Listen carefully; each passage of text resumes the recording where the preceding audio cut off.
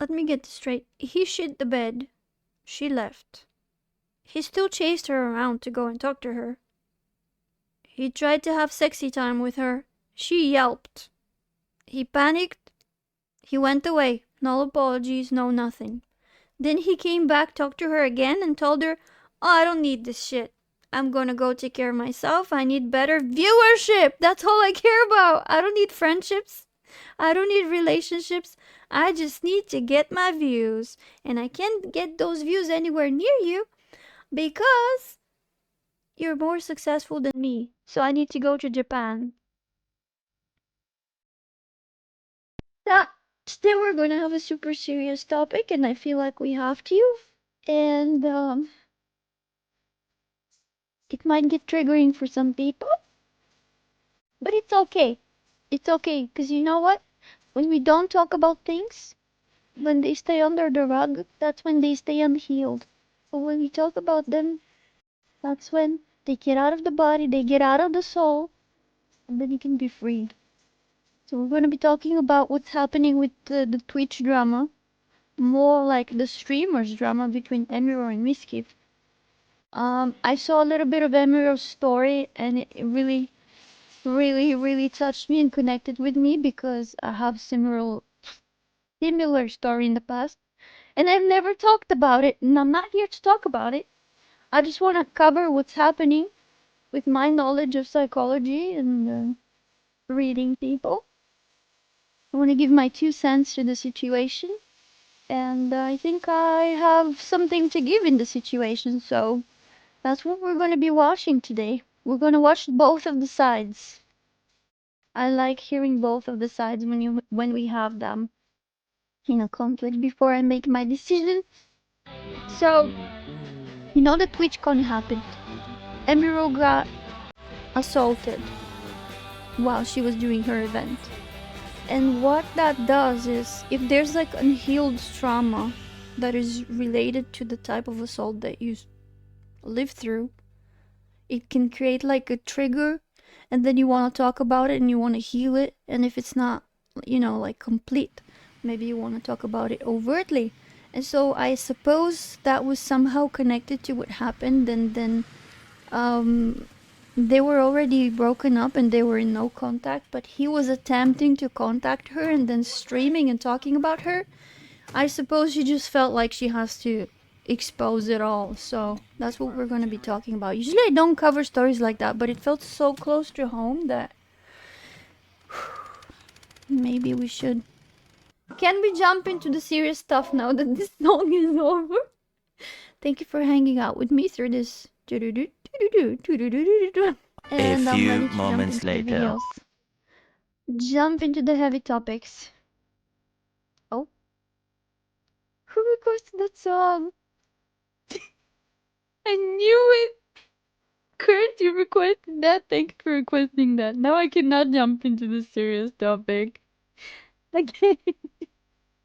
Everybody please dance on the dance floor because I can't concentrate otherwise. Okay, let's get into the video. Brave girl, you can do it. Let's go.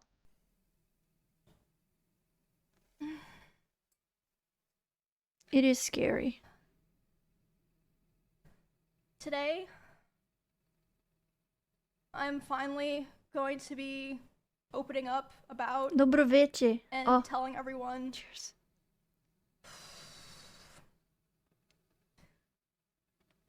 Sorry, I swear I'm not trying to like make this dramatic or something.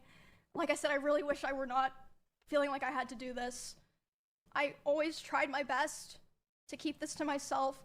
It's also very dangerous to expose a psychopathic narcissist.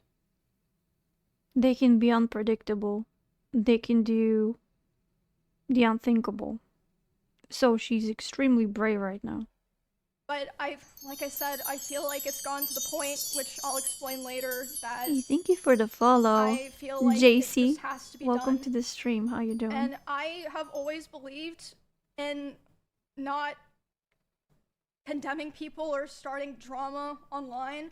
And I would like to explain that before I get started so that people understand what prompted me to do this today and that it's not just on a whim or something like that. Okay, so Skooma on point. like I said, I took a lot of notes, so forgive me if I just end up Especially reading when off my that notes. person is, and they usually are in the public eye, because narcissists are craving to be idolized, to be worshipped, for the attention to be on them. This is literally one of the first symptoms of the DSM-5 narcissistic personality disorder. So they would usually be in the public eye, and sometimes they would have like a really good reputation. Good for her. In this case, he's already shown his horns to other people before, and there's like videos of it. The first and probably most severe reason is that one of the rules with holding this information was that if I ever felt Virtually, like somebody else was in danger or being in hurt, spirit. I would then make myself speak about it. And 2 weeks ago, actually 3 weeks ago now, I was informed by 3 separate people, one of whom was present for said incident, that he had done something similar to something that he had done to me, and to someone in LA at the end of September. If he doesn't get stopped, he'll continue doing this to endless amounts of people around him. I think that most issues and dramas should stay private and off the internet, and I still hold that belief to this day, and I will hold that belief going forward.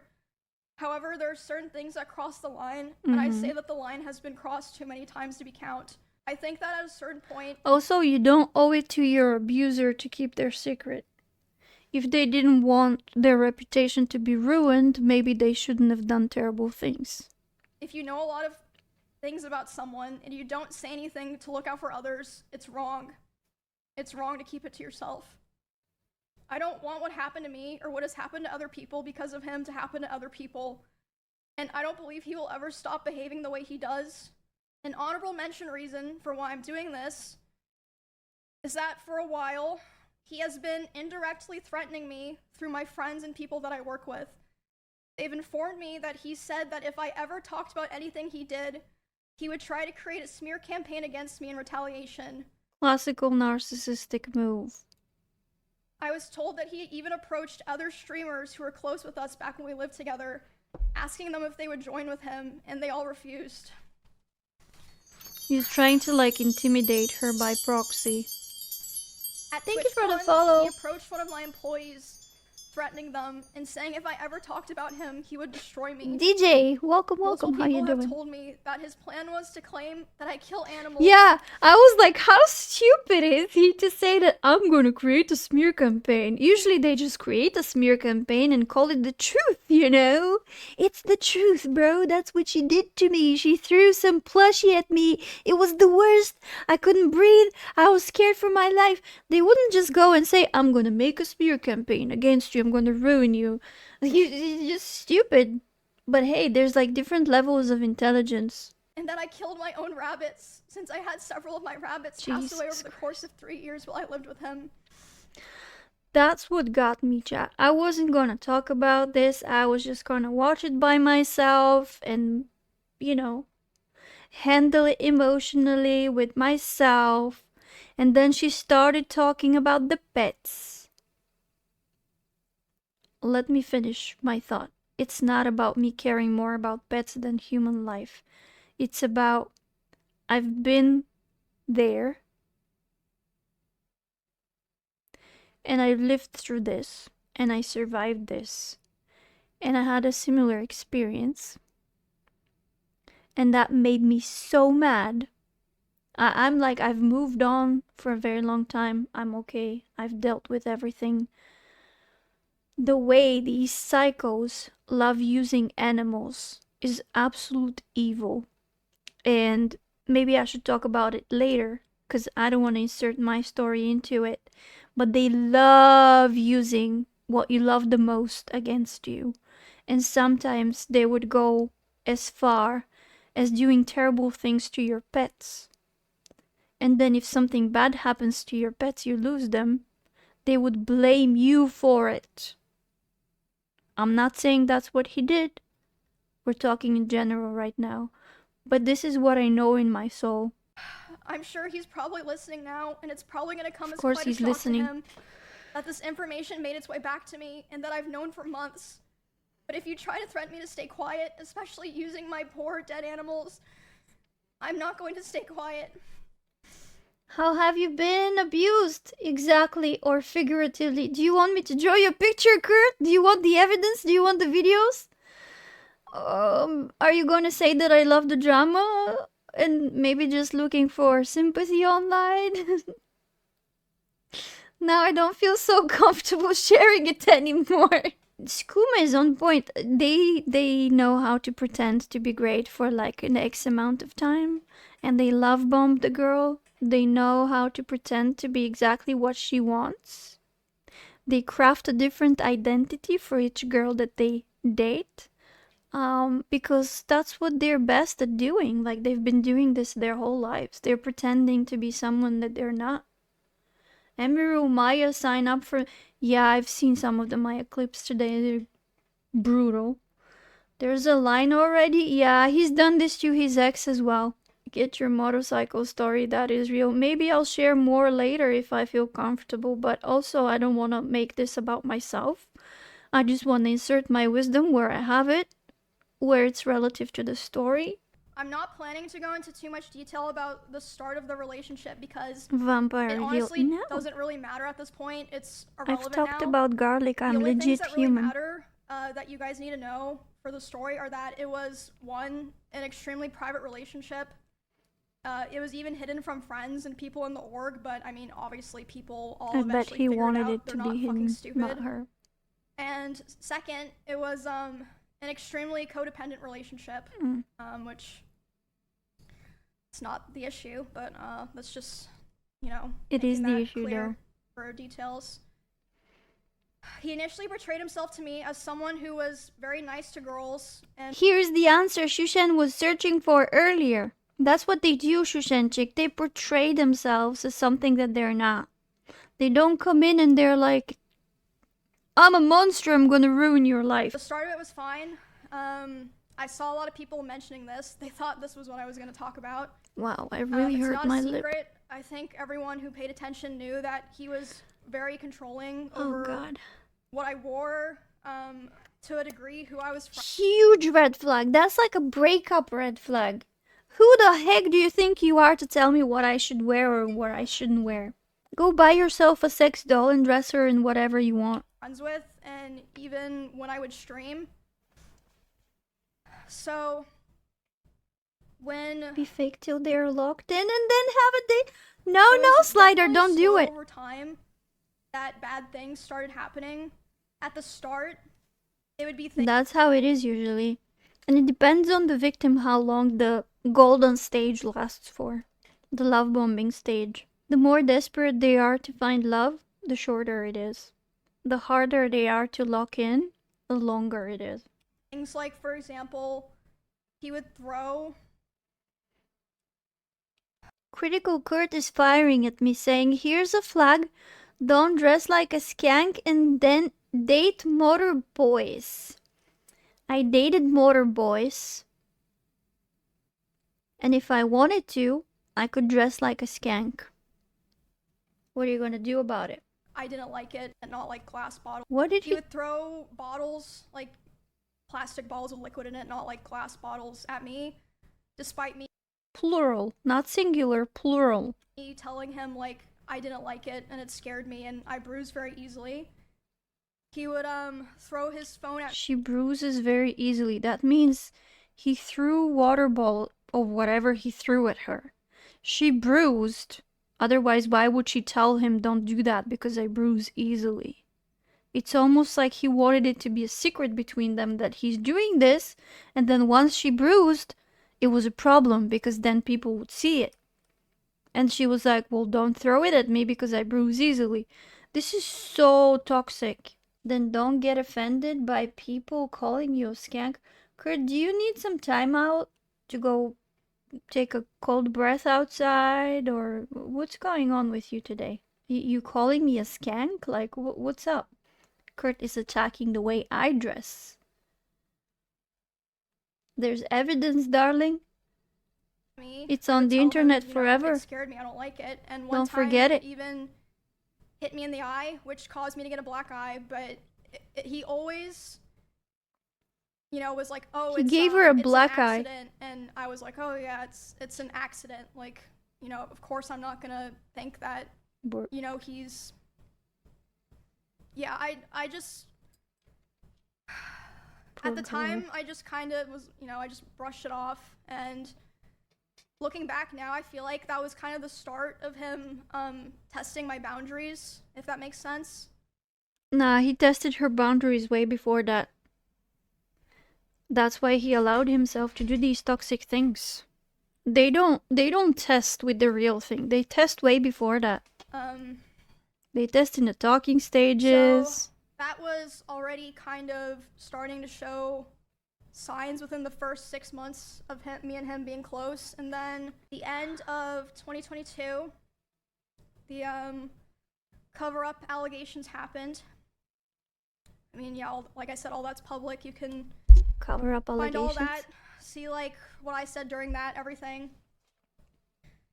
After that happened, his behavior started getting a lot worse, which, I mean, I suppose it makes sense, you know, he was— There's something that narcissists hate, is when their mask is slipping for everybody and everybody can see who they are.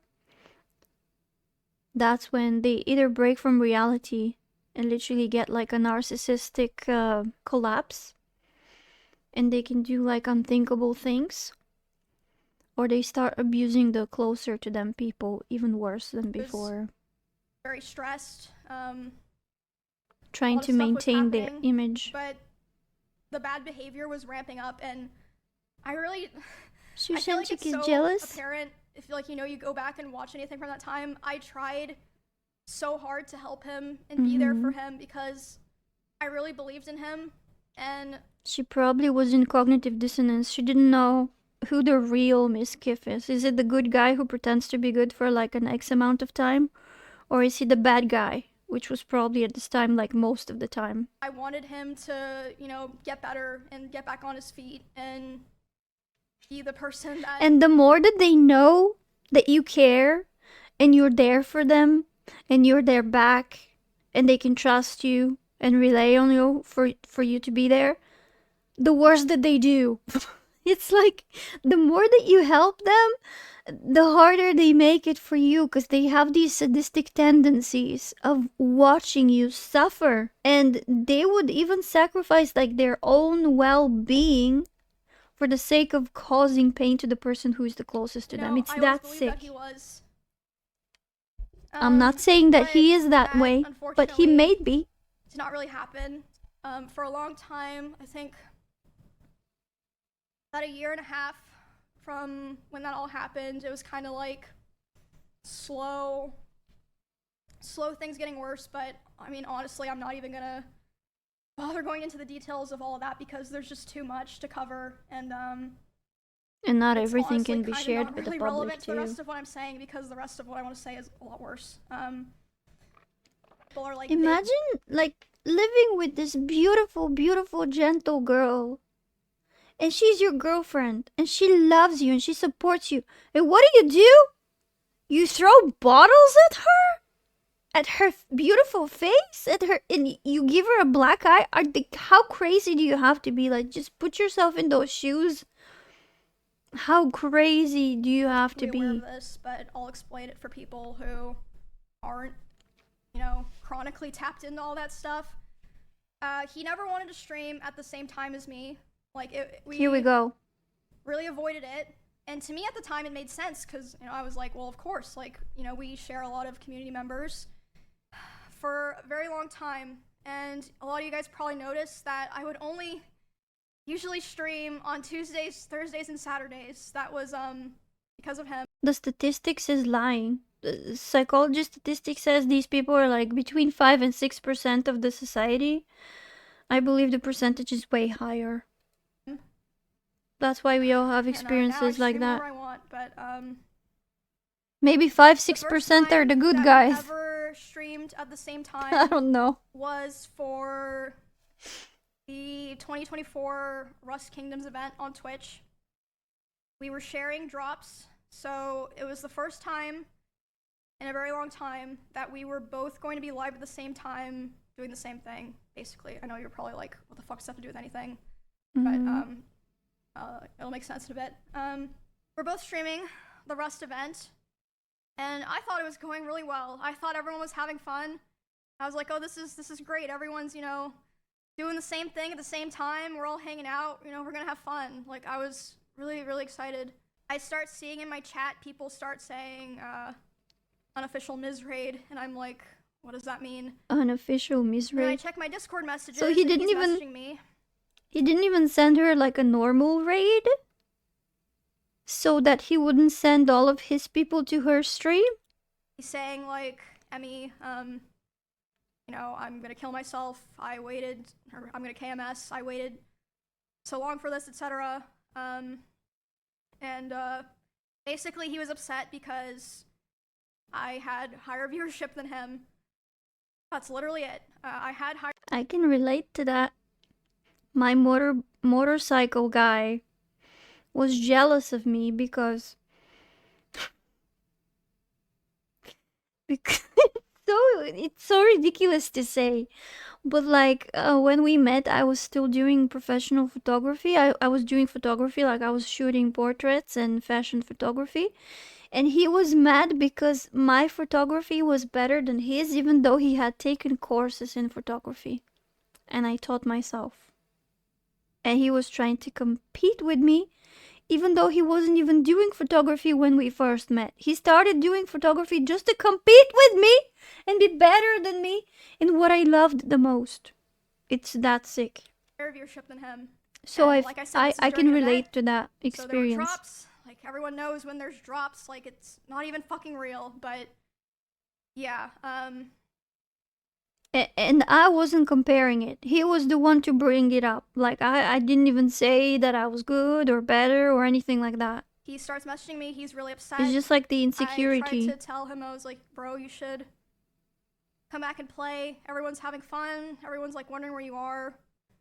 But yeah, he ended his stream. And then I'm still live, trying to act like nothing's wrong.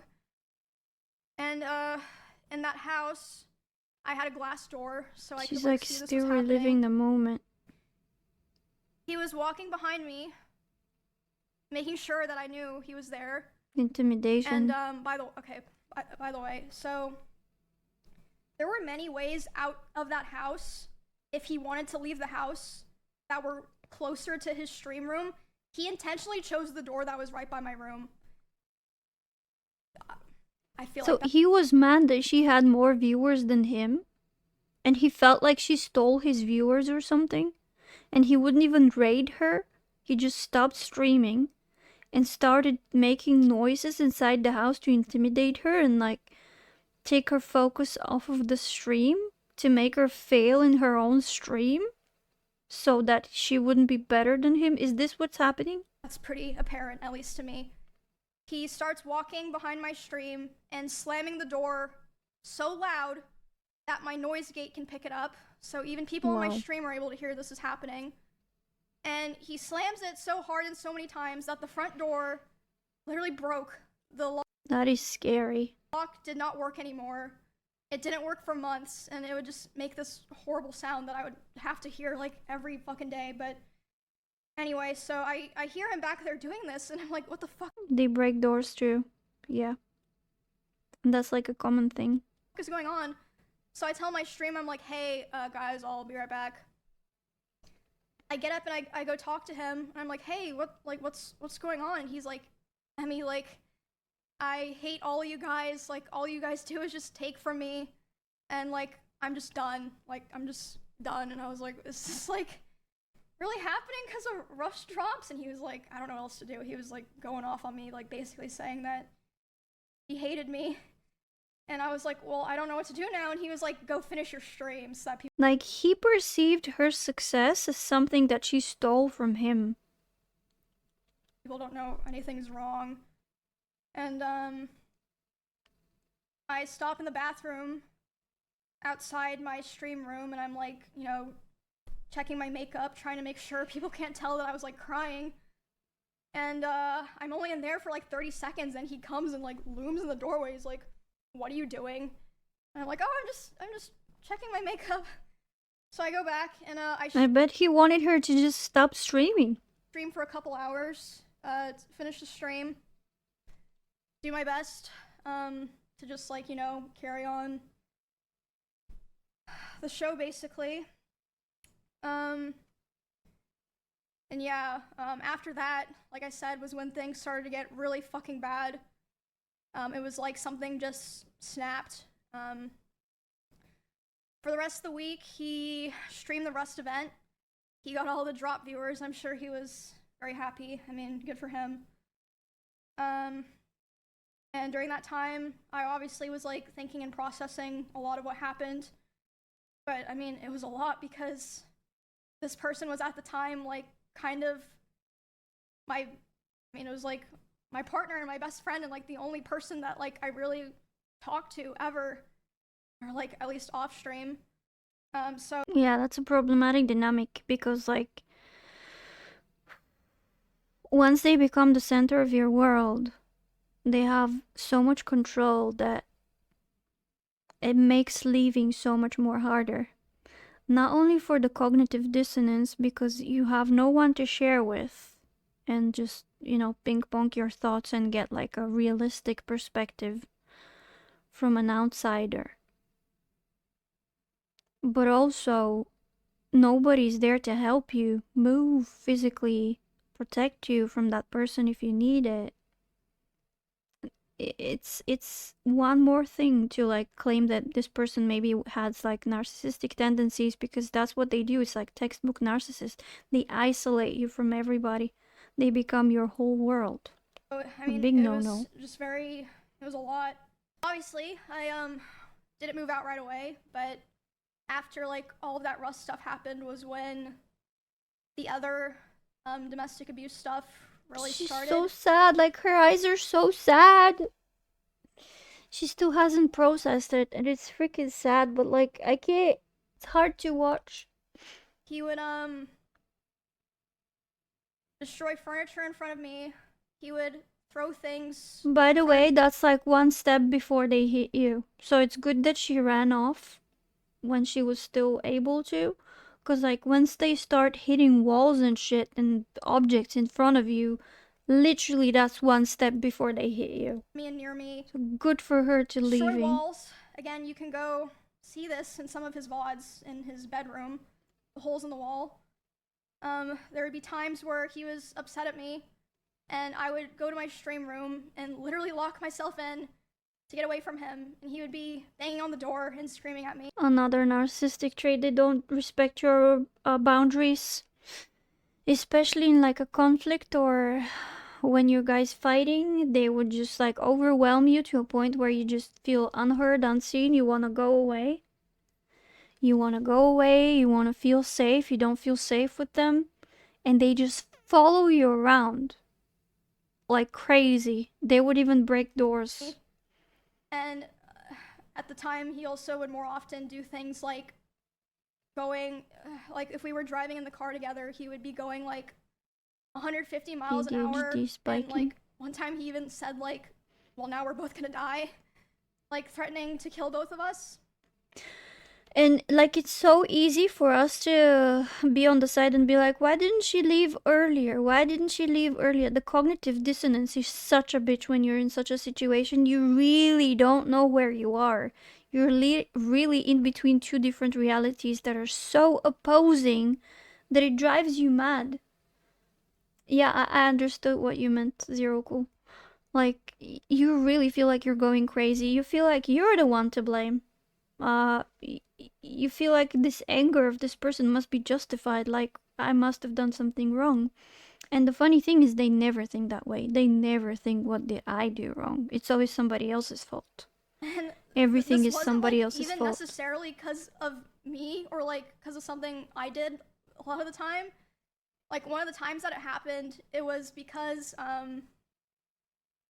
we were just getting food and he was on his phone and he saw that Mr. Beast. So he was driving, he was on his phone, and he sped up. another streamer, and he was like, "Oh, Mr. Beast invited this guy to his video." And he was jealous that he didn't get invited to a video. Yeah, I guess so.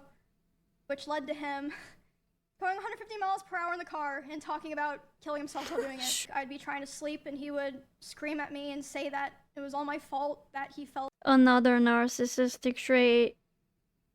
Sleep deprivation is a common tool of narcissists. They use it as a torture tactic to get you overwhelmed and tired. Threw his phone at the dresser and started yelling because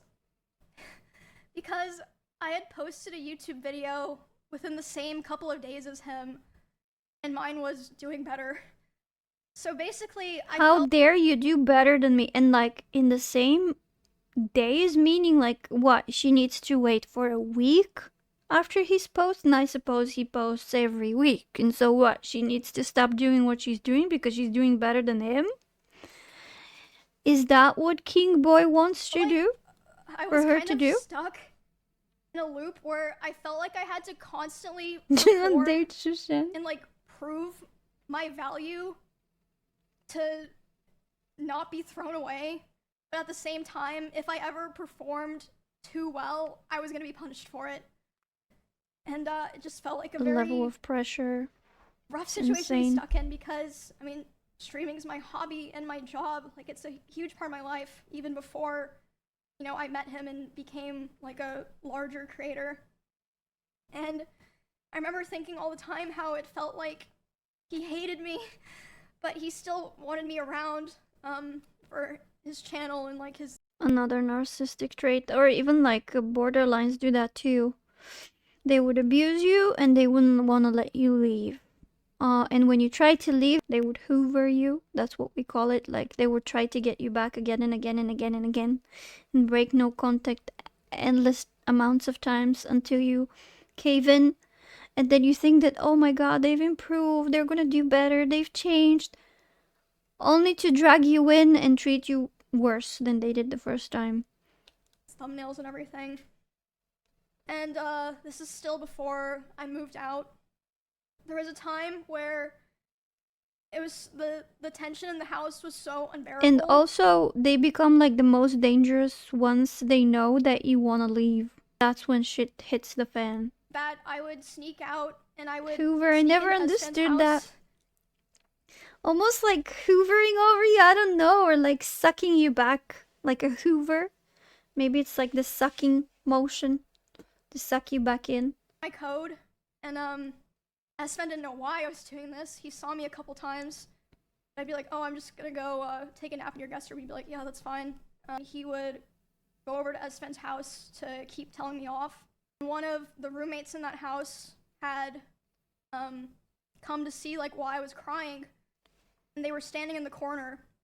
And he came in, and he was very physically aggressive.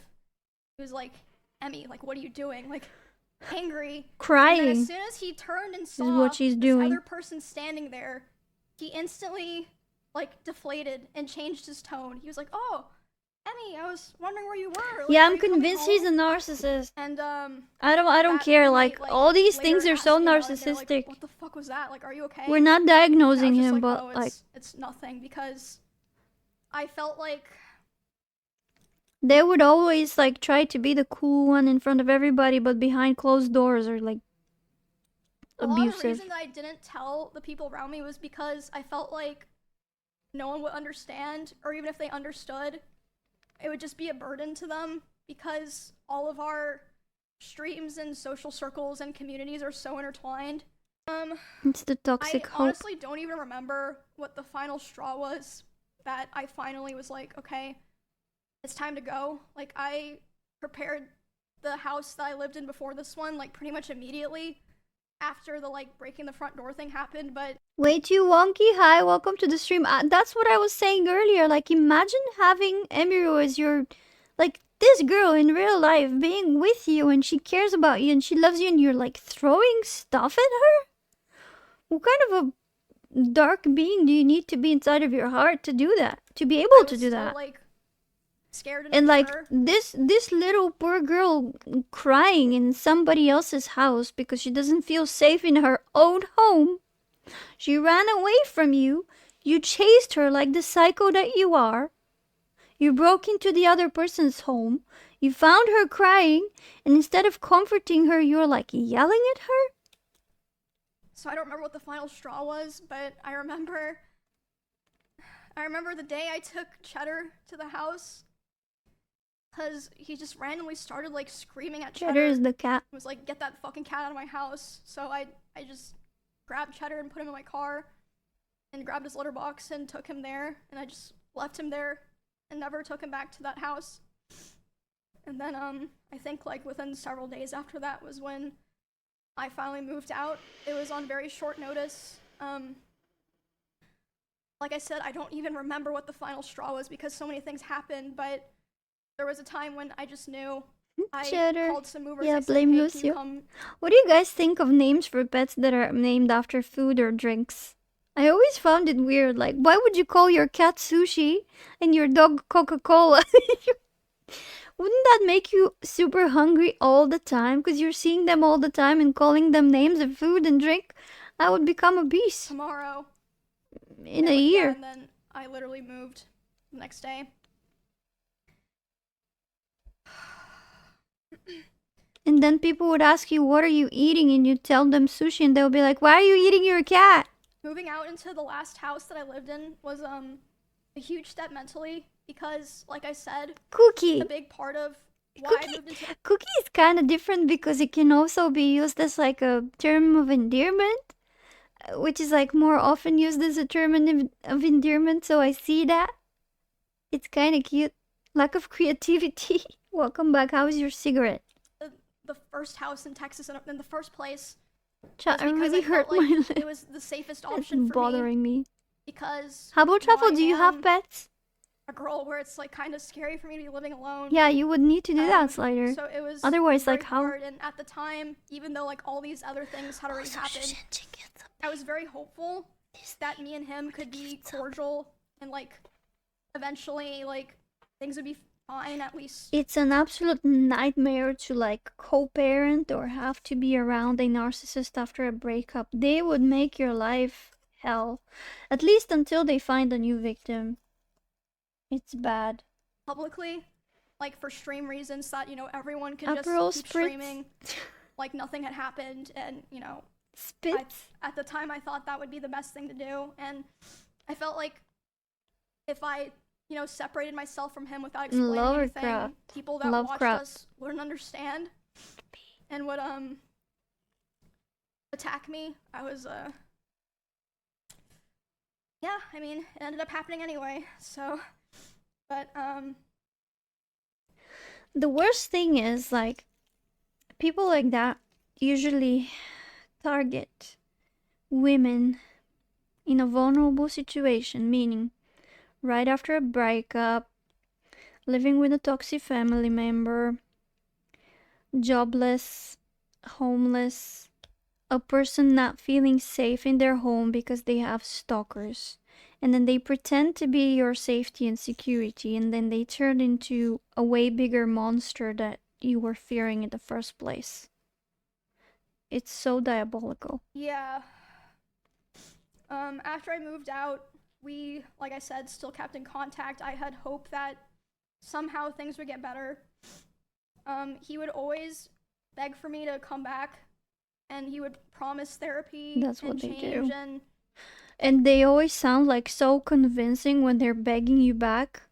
Once they feel that you're really starting to move on, or you really have decided it's your final decision, you're done, that's when they come with everything that you wanted from them. Suddenly they're able to do it. They weren't able to do it beforehand. They didn't want to do it, but now they're suddenly like super desperate to do it just to prove to you that they really care about you and you're the love of their life. Sure.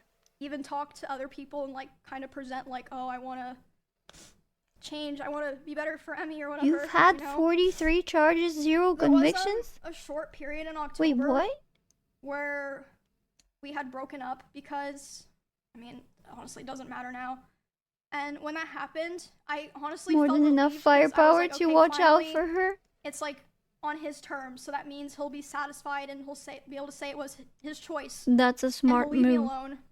That's a smart move. Because whenever I would try to push for it, it just felt like I couldn't like really sever it, if that makes sense. Yeah, they don't let you. But I mean, obviously. That's why they isolate you so much in the beginning. That was not the end of it. So that leaving will be so impossible.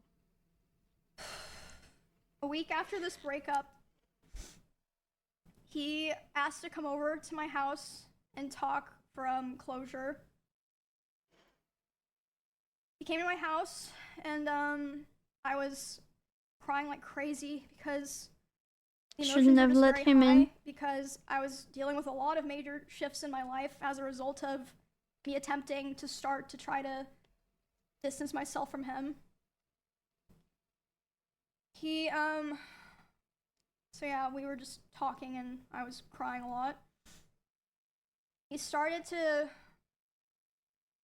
try to comfort me by hugging me while I was sitting on the couch and holding me really close to him. As I said earlier, once they know that you're leaving or you've attempted to leave, that's when they get ruthless. Not that they weren't earlier, but now the mask is completely off.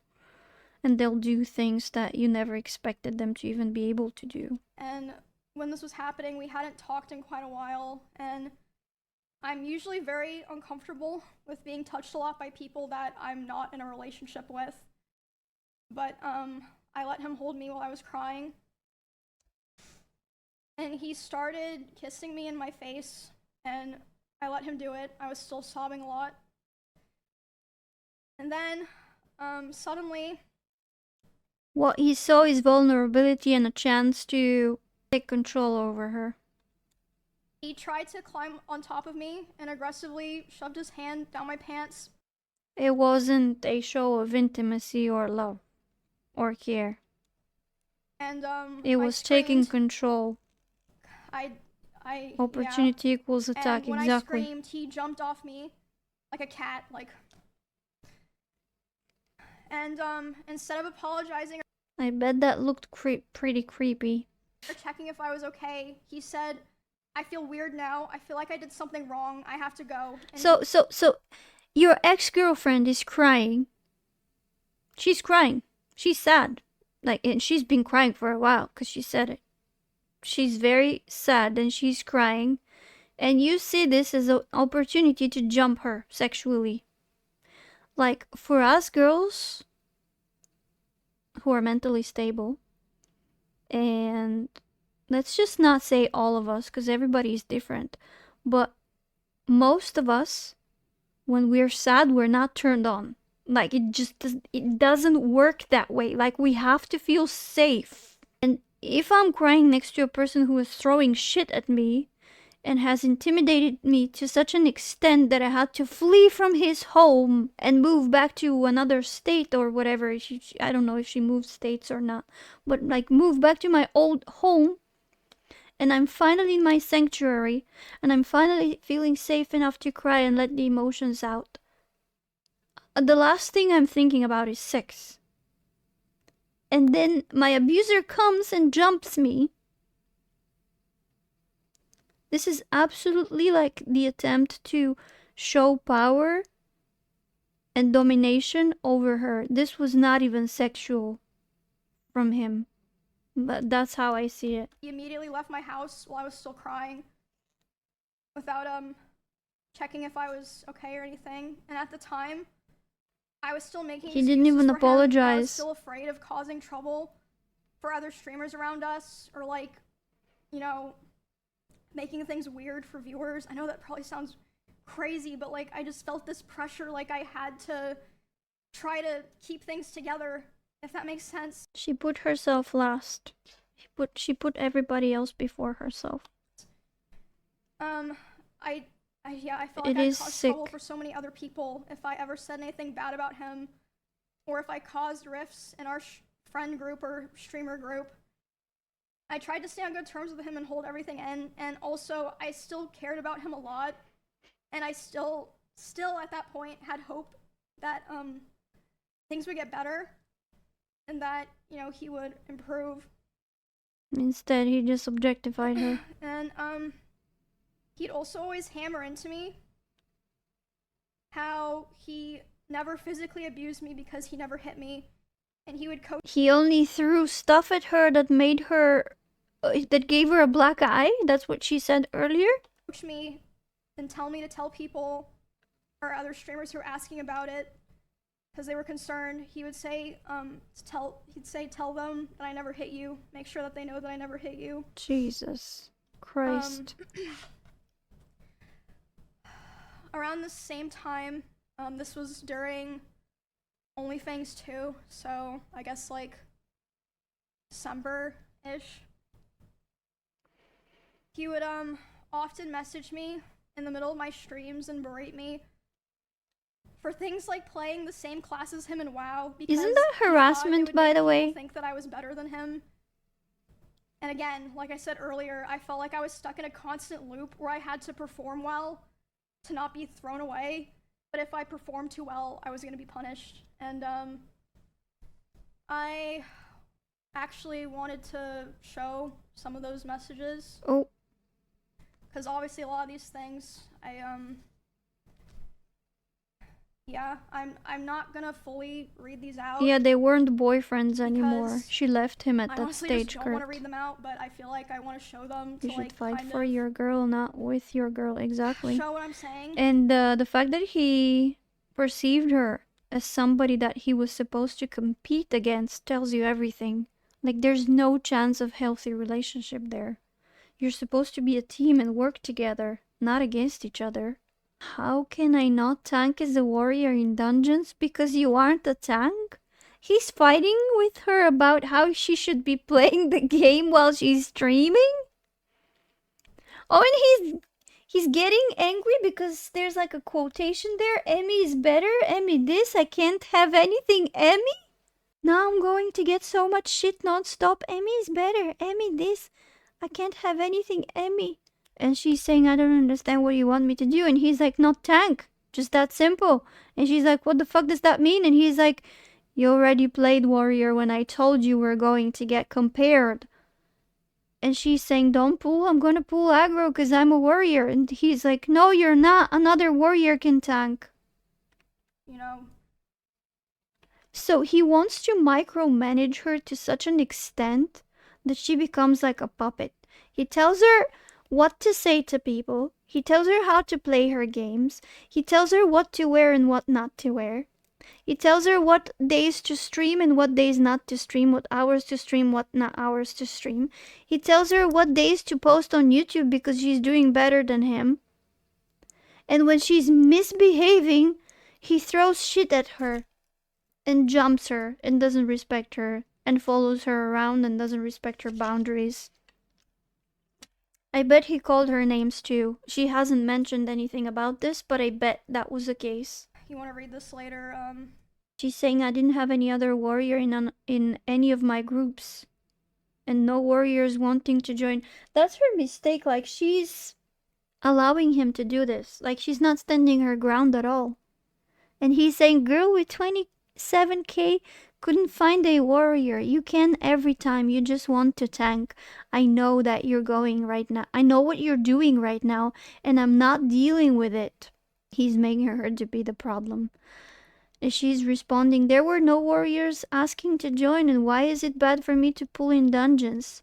He responds, because now I'm going to get compared non-stop, because now people are just going to say you're better, because I told you this when you first told me you want to play warrior, and it's already happening. And oh my god, he's like so sucked into his own world that he can't even perceive her as like a separate human being. Everything needs to be constantly depending on his desires and his needs. She needs to like serve him all the freaking time with everything, and everything spins around him.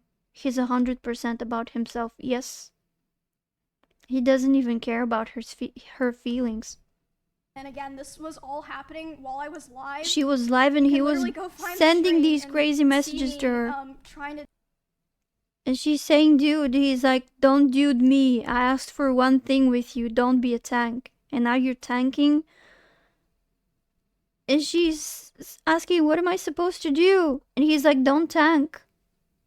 They don't have a warrior though, so deal with this while I'm live in the middle of a dungeon trying to just play the fucking game. Because he's afraid that some dude in his chat is gonna compare him to her, and somebody in his chat is gonna tell him, your girl, actually they don't know that they're dating, or maybe they do, I don't know, but she's better than you. You're worse than a girl. You're worse than Emmy. Guess what, Mizkif? Apparently you were worse than Emmy. Embrace the facts and show some love, but apparently she didn't have any for her, sadly. Who freaking cares if you played the same class? That is some serious mental twist.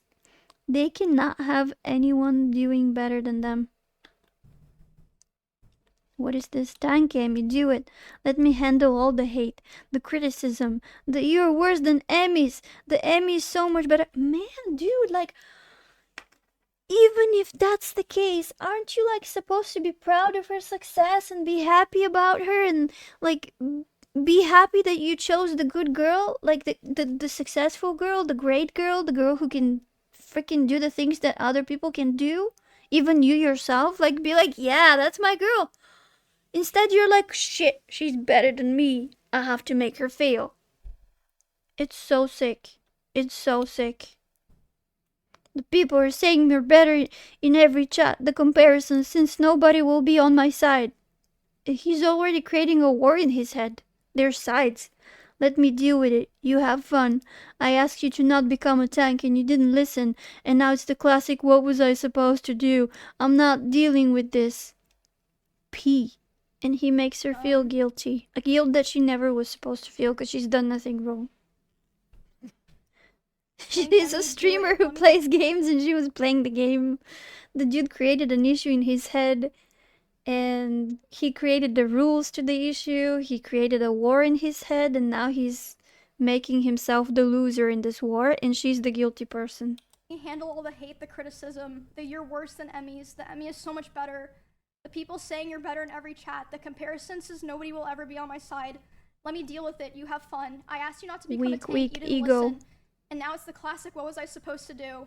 I'm not dealing with this. And like I said, you can go find the stream. But for context, I was playing Warrior in World of Warcraft in like a level 24 dungeon. It was like Silverpine. Like, it was just like, it wasn't even like, it was like dog shit gameplay, I'm gonna be honest. Like, so. What she's saying right now is, I could have done so much better. I was already making myself smaller for him, but I couldn't do much smaller because it was impossible. Yeah, Oh, what is that? Yeah, yeah, you can, read that later, I suppose, if,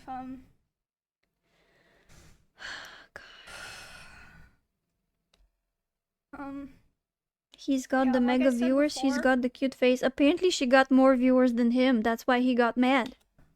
Hold on. She got more viewers than him. I was trying so hard to compromise with him because I wanted to be cool and I wanted us to be able to coexist in the same streaming sphere. But I felt like I could never win, and he hated my whole existence. Like, ever since that one stream where I had like a little bit more viewers than him. So what I said earlier, that these types of people, they target people in vulnerable positions, but they don't always target weak people. They love to take like a strong person and break them, and it doesn't have a gender. Like, they can be female, they can be male. The victims are not always female is what I'm trying to say. Like, women do this to men as well. They love picking a strong person, a talented person, a person with the strong spirit and potential, and the person who is even beloved and cherished in the community that they've created, and they love breaking that person. Breaking a strong person is hard. That's why they get ego points from it when they do. That's the whole game. He would say that it was my fault that his stream was dying.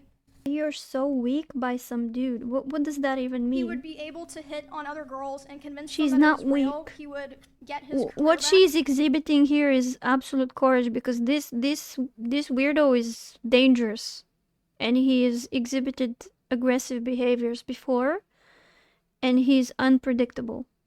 So there's no telling what he'll do next. Saying that she is weak is kind of a weird statement to me. I don't agree with. That was like started within the last couple of weeks that we spoke to each other. He started saying terrible things to me about other streamers in Austin. In particular, one specific streamer who I know there's a lot of people that know he has beef with certain streamers. It was not one of those streamers. It was someone who to this day has been nothing but nice to him. By the way, they love speaking really, really bad things about people behind their back, but in their face, of course, being really, really nice. It's just me. Thank you for the follow. Welcome, welcome. I hope you have a good time with us. Yeah, I have a problem with victim shaming, especially when there's like clear signs that what they're saying is true and there's evidence. He would say horrible things about this person, like about them in their stream, and it was just... It's a problem. It was very hard to listen to. I'm trying to be nice, just really. In general, try better. He would say horrible things about other streamers in Austin, like, I quote, "I hate everyone here. I don't think that she's weak, and I just because you haven't lived through what she's been through doesn't mean that what she's been through isn't real. Useless to me. A lot of us have. You're worthless to me because it does nothing for my stream anymore to collab with any of you." You're worthless to me because it does nothing for my stream to collab with you anymore. He views people as pawns. He doesn't view people as human beings. Which explains why he didn't respect her boundary when she was running away from him. And she followed her to the other house. Like, she's literally looking for space away from him because she needs it. And he neglects that need of hers and decides that his needs are better than hers and more important and more urgent. So he follows her, starts yelling at her while she's crying. Absolutely no empathy. And him saying that was the final straw for me. The day that he said that to me about other people was the first day that I ever, for the first time, started to ignore his calls and messages. And because of that, he even threatened to come to my house if I didn't Absolutely answer. just me. And it's so textbook narcissistic abuse. Like, it has almost all the elements so far. I was thinking of, like, I googled earlier the DSM-5 definition of, like, the 9 symptoms. And for you to be, what's the word for that in English? Diagnosed with NPD, you have to exhibit at least 5 of the 9. Obviously, we're not psychiatrists here. We're not psychologists. We're not therapists. Maybe some of you are. I don't know. Let me know. We're not diagnosing anyone. We're just talking. I'm talking about what I'm observing and I'm sharing my opinions. And narcissistic abuse is one of the most hellish experiences on earth that anyone can go through. And defending the abuser, to me, makes me feel unsafe to be in the company of that person, you know? But I did end up calling him back, and I spoke to him. It gives flying monkey, enabler like I type of see energy. Things for what they were. And he started... I was explaining that earlier, Critical Kurt. It's because of the cognitive dissonance. It's not as simple as, oh, on day 1 in the first date, I'm gonna throw bottles at you and show you what kind of an asshole I am. So that you know who you're dealing with. So that you will have all the data that you need to leave me. No, man. It's so sinister. It starts slow and drips. And by the time that she realizes that she's in trouble, she's already in such deep cognitive dissonance that she can't even make her mind about what she's seeing. And she's conflicted by 2 different realities that she's seeing because this person is literally showing her black and white, white and black, black. There's like no normal behavior in between. It's also, there's like an adrenaline addiction that becomes high cortisol. It's very, very, very, very hard to leave a person, mentally speaking. And then there's the physical aspects of it. Living together, depending on them, the secrecy of it all. Maybe she doesn't have where to go. Maybe she's afraid to be alone because she's been stalked. Try to put yourself in her shoes instead of judging her. And maybe then you will be able to answer that question a little bit. Even if you lack the experience in such situations. they should have been smarter, stronger, better than the abuser. Yeah, that's crazy. Like, they shouldn't have dressed in such a way. You know, it's the same type of thing. How did they not see it? That's because they pretend. They're like really good pretenders. But after she knows he's no good, she left. She's not with him. So your questions of why didn't she leave are like not relevant. Panicking, and he was super apologetic, and he was saying he didn't want to lose me. Did something like that, and was like, you know, basically begging me not to leave. But that was definitely the most extreme time. And again, like I said, I always had the hope. Welcome to the Discord. Things would be. She's answering your questions, Kurt. Listen, she always had hope. That emotional hope that is based on attachment and love and deep and true care is the last thing to die. And sometimes, even after you've left, you still hope for this betterment of this person and for the healing of that person. The hope, the cognitive dissonance, everything. Cordial, or that, you know, we could be fine with each other. So I agreed, and we agreed we were going to talk about all of that. We talked about it about a week later, and instead of apologizing, and he didn't even apologize for the sexual advances while she was crying. For anything, he basically told me that he realized he needed to go to Japan and LA to get his viewership back up, and he was basically too young to focus on friendships and relationships. And so she, let me get this straight. He shit the bed. She left. He still chased her around to go and talk to her. He tried to have sexy time with her. She yelped. He panicked. He went away. No apologies, no nothing. Then he came back, talked to her again, and told her, "Oh, I don't need this shit. I'm gonna go take care of myself. I need better viewership. That's all I care about. I don't need friendships. I don't need relationships. I just need to get my views. And I can't get those views anywhere near you because you're more successful than me. So I need to go to Japan."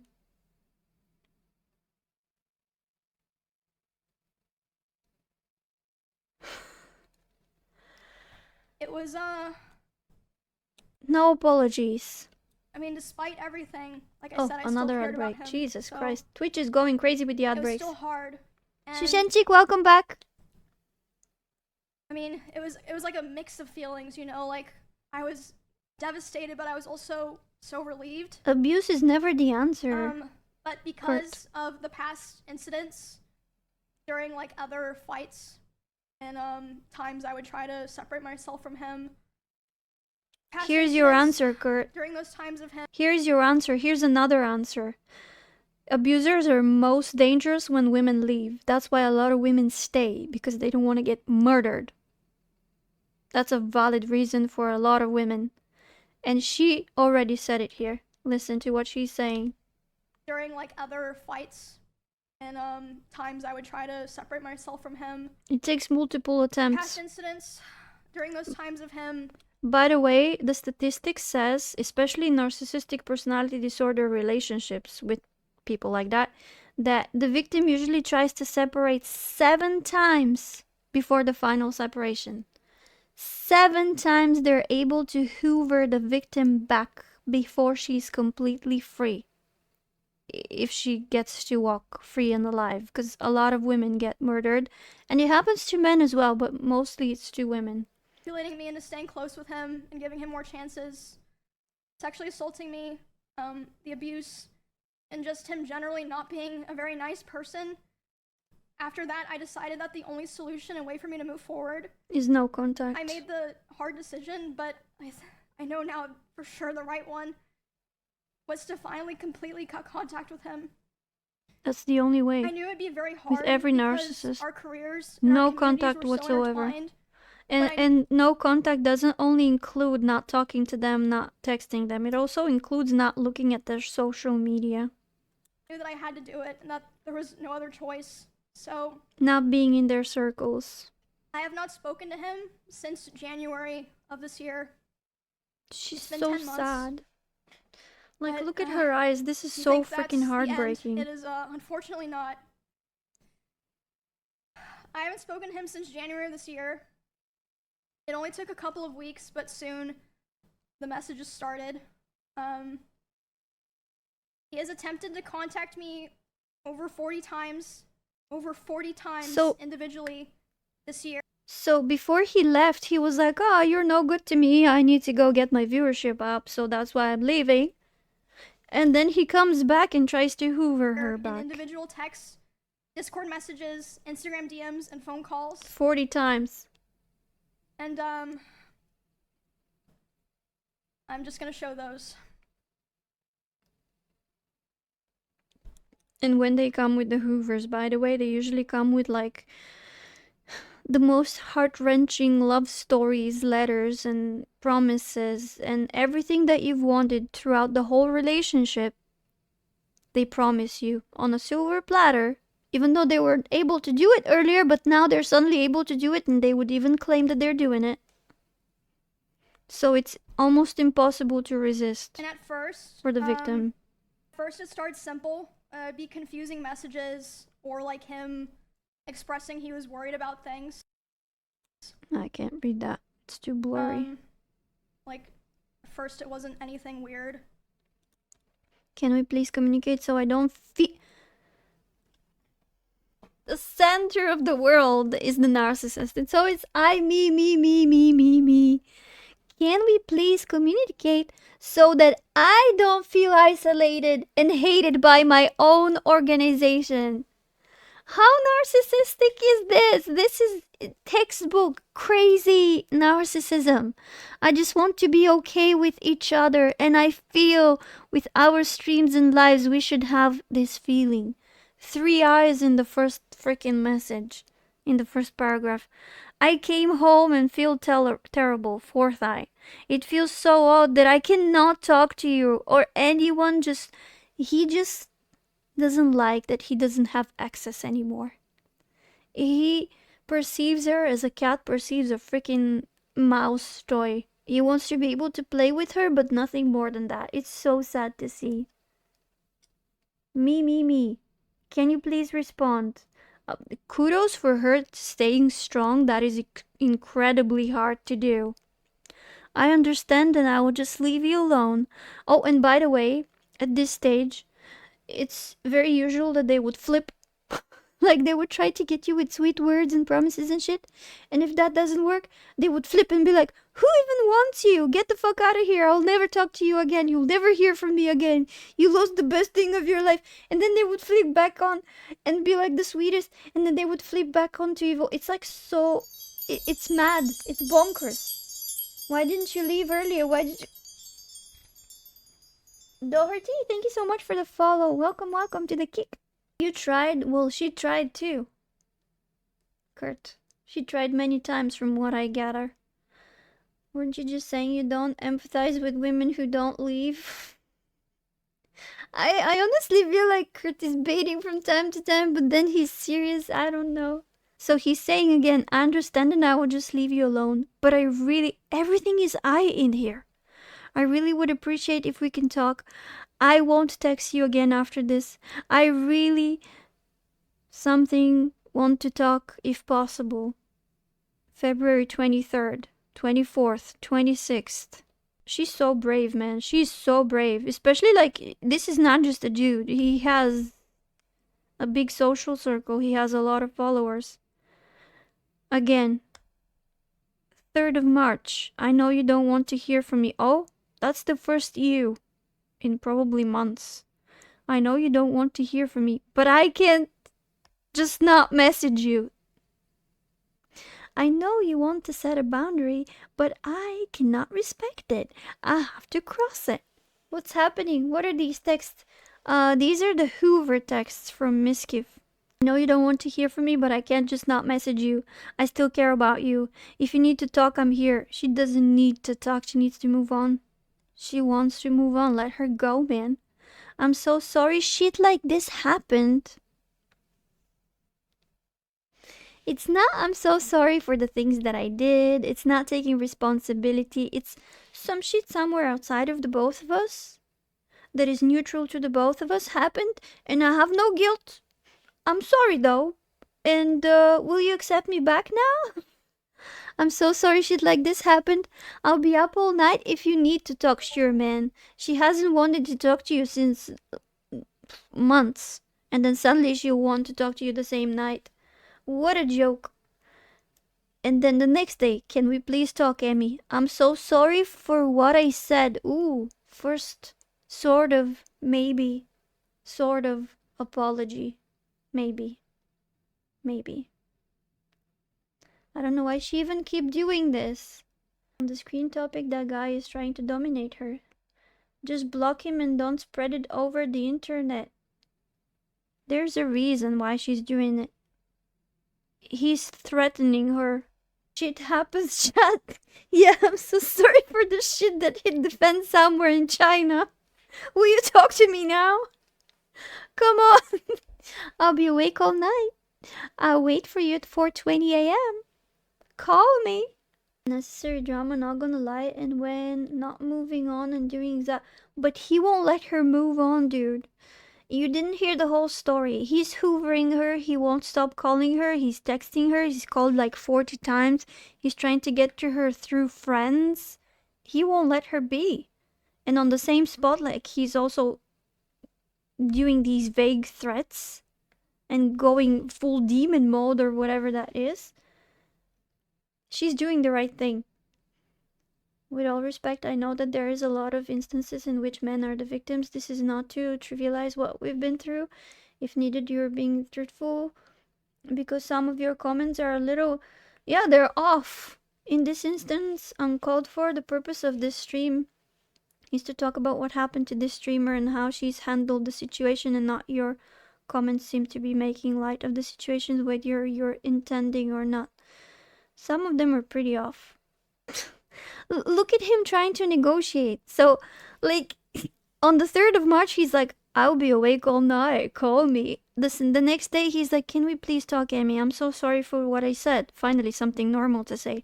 And then a week later, can we talk? Like tomorrow? As if they're like in normal communication, like negotiating the day. Report, block police. She's doing all of that. But you know what? He's a public figure. And he's probably dangerous. It's good for everybody to know that, so maybe he would feel repelled from doing something more dangerous to her now that everybody knows who it's gonna be if anything should happen to her. She's doing the right thing, in my opinion. It's not just drama. And if people have not been into that sort of a situation or relationship before with a narcissist, they can't put themselves in the shoes of the victim. I understand that, but let's not blame the victim. 4 days later, hey, I found out you weren't invited to the party. I know you wouldn't want to go, but I didn't do invites. You were invited, of course, and I hope you're doing okay and one day we can talk. This intimidation. I don't know what party they're talking about, but it's almost like, oh, there's a party. I'm gonna make you not gonna go and have fun by threatening you. Without threatening you, without the proper like lingo of threatening you, but letting you think that I'm gonna be there so that you won't go and you will shrink your world even more. A week later, oh no, 4 days later, Amy, can we talk? I really need to tell you things. I'm so sorry for the past few months. That's like literally 4 days later. I'm so sorry for so much that happened. Again, so much that happened. External. I need this time to be alone, but I really love you so much. I just needed to know what being alone. And I learned, and I need you. The audacity. The entitlement. Entitlement, by the way. The entitlement and the exploitation of other people are both symptoms of narcissistic personality disorder. I regret so much that hurt you and I left, but I know I needed it. I'll be far more kind from her side to just block me. Same about Emiru. If you don't want to move on, just block the guy. Don't give us hope. She's not giving him hope. Also, why is it all on her? She's communicated that she doesn't want to talk to him anymore. Why is he keeping harassing her? That's not on her. Those are his doings. These messages are total cringe. Now I get it, but I understand. It's not about being cringe. It's about not respecting boundaries. It's about the intimidation, and it's about threatening her. Because I was feeling the same way. Did you also throw things at the face of your ex? Did you give her a black eye? Did you emotionally abuse her? Did you control her? Did you tell her how to dress? Did you control what she would work on and what hours and how much? I'm pretty sure you didn't do those things, did you, Shushan? So you're not the same person. So it's not the same library, you know? It's не на същата везна, човек. Unless you read his messages, I think he can find the right words to change your mind. It's all about control and dominance. I really need to tell you things. Okay, we read that. I just needed to know what being alone, and I learned I need you. I don't want to be without you. Again, I regret so much that I hurt you and I left, but I know I needed it. He's the center of the universe. Please call me. I haven't stopped thinking about you in months. I know what I want, and it's you and only you. I haven't stopped thinking about you. It's such a reused sentence that so many of them use. I've been nothing but miserable without you. Another one from a Hallmark movie or whatever. I love you, Emmy, and if you take me back, I want us to be a real relationship. I want us to go on dates, to live together, to plan our lives. So happy she didn't go back after this. I want so much with you. Please just hear me out. I wrote out a lot of how I feel. I've been writing so much. I learned so much about myself. Just please, if you can hear me out. I love you so much, Emmy. It's just like repeating. I've been crying every night without you. I'm so sorry I've done any of this. I've been so depressed without you. Just please call me. It gives I'm desperate and you're the medicine to my pain right now. So if you give me that medicine, then I'll feel better and then I'll treat you like shit again. That's what I'm thinking. What do you guys think? If she took him back after this heart-wrenching messages, do you think that he would be different with her? Shushan, I block people. I have no problems with blocking people. But maybe she kept the evidence before blocking. Maybe she needed the evidence, you know? This is not someone who loves or cares about you. That's true. I'm glad she understands that. Absolute truth. April, hey, would you be willing to talk? May, hey, I know it's been a while. I just want to say that I'm going back to Austin next week, and I think that you and I should at least be able to talk and communicate with each other. Making demands. I'm going to be also doing a lot of collabs. It's almost like this is a new message and it's the first message that he writes, as if his memory is as if she is not supposed to remember all of this and he doesn't remember that he's written all of this, and then suddenly he's coming up with a new thing. Because no way you're gonna write all of this and then expect to write this and expect to get a different response. It just doesn't make any sense. It's not emotionally intelligent at all.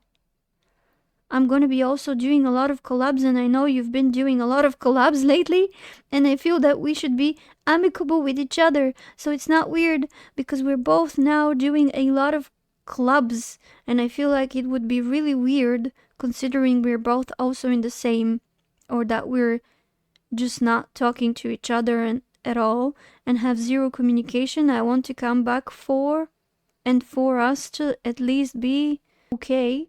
I don't need to talk to you about anything in terms of relationship. I just want to talk to you in terms of business.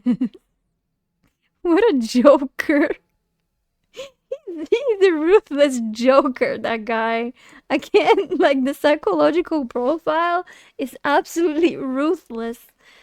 And I don't know the person, but just based on this behavior and what she said and her emotional like affect. It just shows like her body language and everything.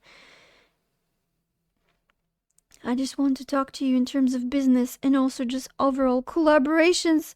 So I think we should have the conversation. If you can call me sometime this week, I think that would be great. Hope you're doing well. If we can't communicate, we're not going to continue to talk. This is only going to get weirder and weirder as we're both invited to the same things constantly and we're both involved in Austin activities. It's best for both. It doesn't show like supportive critical Kurt. Your comments earlier that you love beating guys who beat women or whatever it was, that's not how you support victims. And the rest wasn't very supportive either. And why can't you support Emiru Shushen? Because she's showing evidence? What's the problem with that?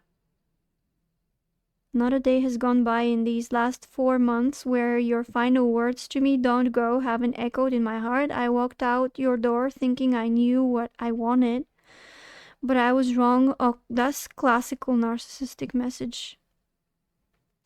Not a day has gone by in these last 4 months where I've heard that before.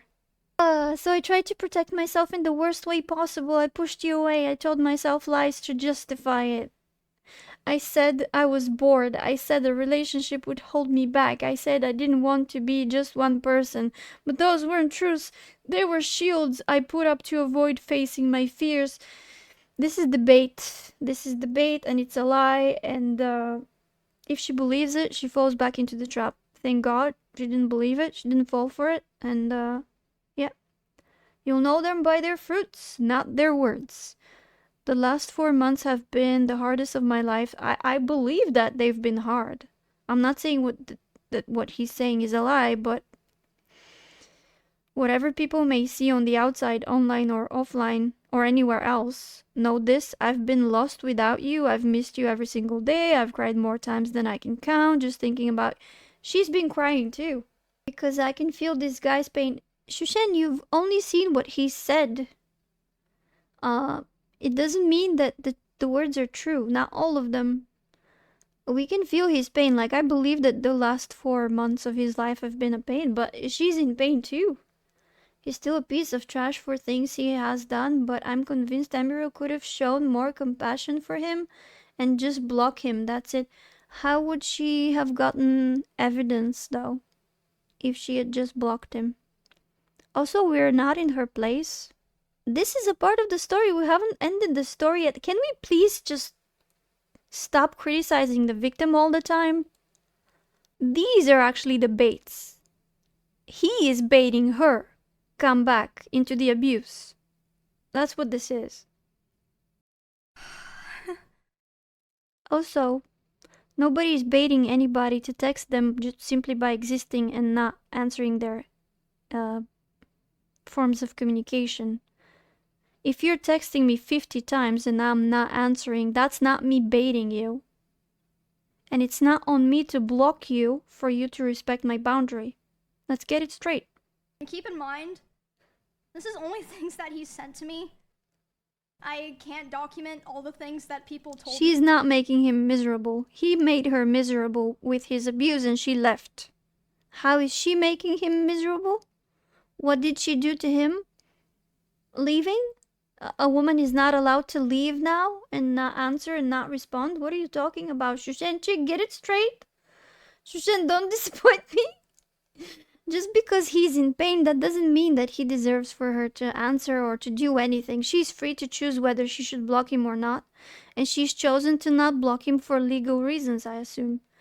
She has lawyers. They probably would have advised her some stuff. How should I feel myself now thinking about my ex actually gathering evidence against me? Again, did you abuse her? If you didn't abuse her, then you have nothing to worry about. If you did abuse her, and if she doesn't want to talk to you and you're still texting her, then stop texting her. Just respect the boundary. He's trying to pimp her, like I said earlier, but she should be smarter. Guys, why are you so critical of her? Jesus Christ. She should be this, she should be that. What about him? What should he be? If the situation was upside down, will you still be like criticizing the lady because then she would be the abuser? Would you still be telling him, oh, you should block her, man, you should be smarter, you should leave sooner, you should this, you should that? How is she baiting him? That is a great question. Thank you, Howdy Manhole, for bringing reason in here. Based on the situation, and I'm sure she's filed reports with the authorities. Yeah, I think she mentioned like doing a restrictive order, or what do you guys call this in English? Reports with the authorities for her safety. She was likely being told by the authorities to just let him do. Yeah, and even when you do this, you still need to present evidence. You can't just go and say, oh, he did this and that's it. You need to believe me. So for you guys saying that she should have just blocked him, you are leaving an open lane for further abuse.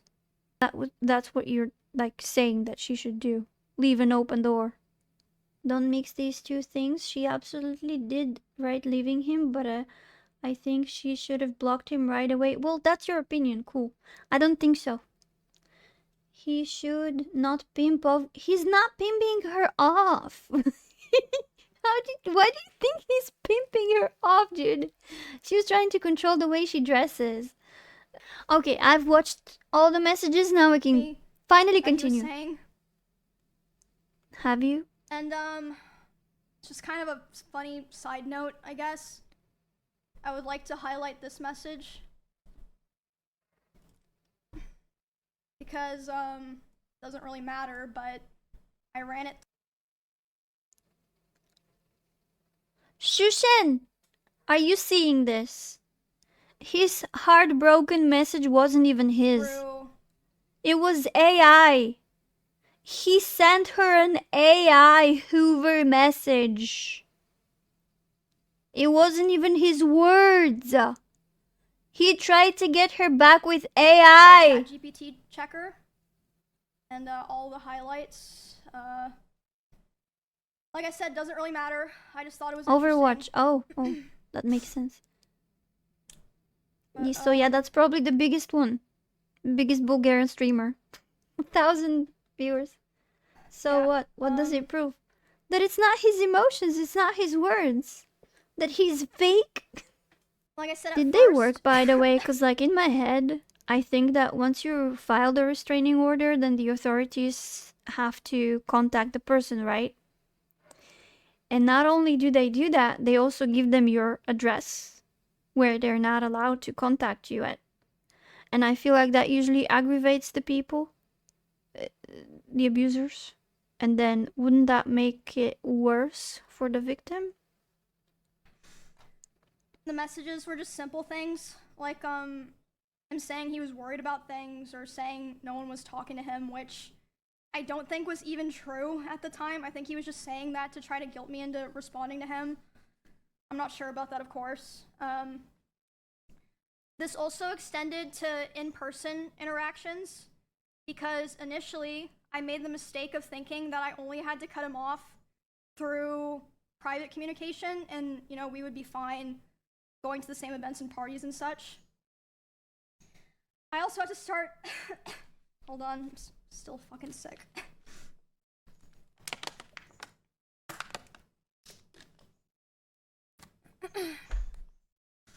I made the mistake of thinking that Howdy Manho, Bulgaria is an extremely misogynistic society, sadly. We're stuck in, I don't even know, because I've lived abroad and I've lived in a country where emotional abuse is not tolerated at all. Physical abuse is absolutely not tolerated at all. Rapes were extremely rare. Murders of domestic abuse were extremely rare. And then coming back to Bulgaria, this feels like a freaking zoo. I'm not even kidding. Now, this is not for me to say that everybody is a psycho and all of that. I'm just saying us as a nation, we're very much behind on the mental health and the hate of women and the blaming of women is very prevalent. When a 15-year-old got sexually abused more than once, used for black internet, dark internet content, and God knows how painful it was for her before they murdered her, and found her in some barrel or whatnot some months ago. And footage of her came out that she was last seen at 4 a.m. in some shop. The Bulgarian people found that the most reasonable thing to ask was, what was she doing outside at 4 a.m. after she got murdered and raped and tortured? So, us in Bulgaria, the culture is lacking when it comes to abusive topics, when it comes to mental health, when it comes to healthy relationships.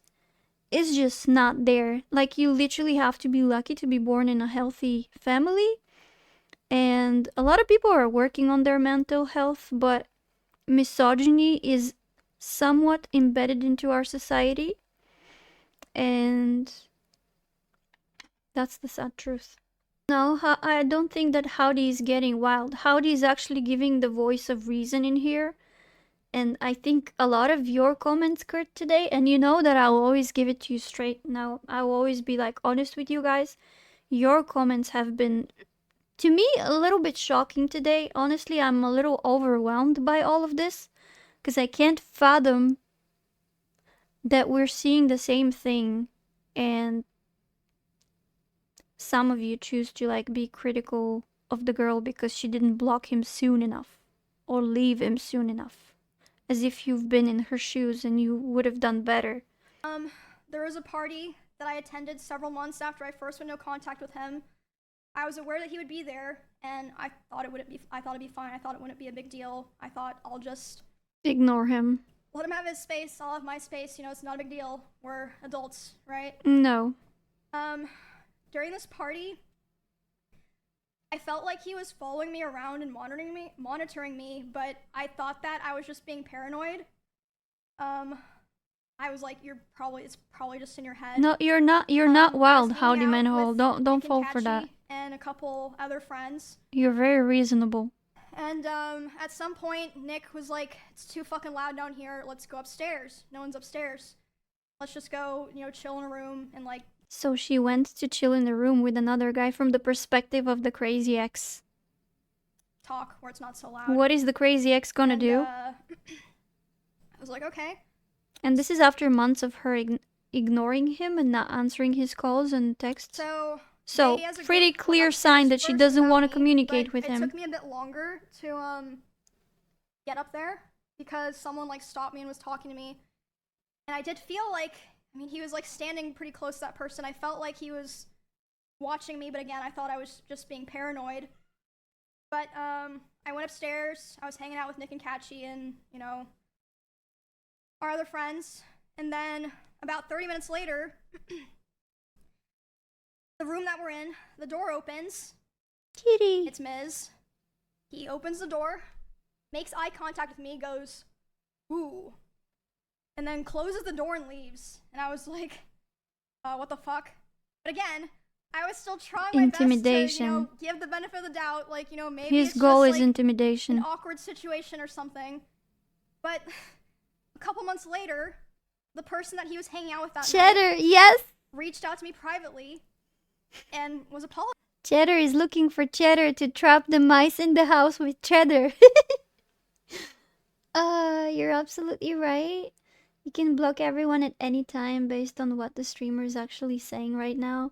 They ran in the same circles. Yeah, and also she's like very peaceful and looking for a harmonious way to end this amicably and not drag other people into it. And so when you're like in the same kind of a sphere, it becomes very uncomfortable for people around you when one of the persons there is like ignoring the other. It like creates this whole weird atmosphere, and she was trying to avoid that. I don't know who that girl is and why is the attention for her. She's telling her story. Snuffy, if you want, you can stay and listen. Having to explain that no man ever will agree that offending any women is bad. Apologizing, and Critical I was Kurt, like, I don't want to why? argue with you. I just felt like I had to apologize to you because I felt so bad and so embarrassed of what was going on. Like, yes, he wanted to see what you were doing. He was saying, like, I want to go Also, I already gave you the reasons, so see what's upstairs, and I he was don't checking want every to room, and then repeat after he myself. opened the room that you were in with Nick, he closed the door and started laughing, and then he just wanted to talk about, you know, how you guys broke up for the next, like, however many hours of the night. That's so creepy. So I was like, wow, okay,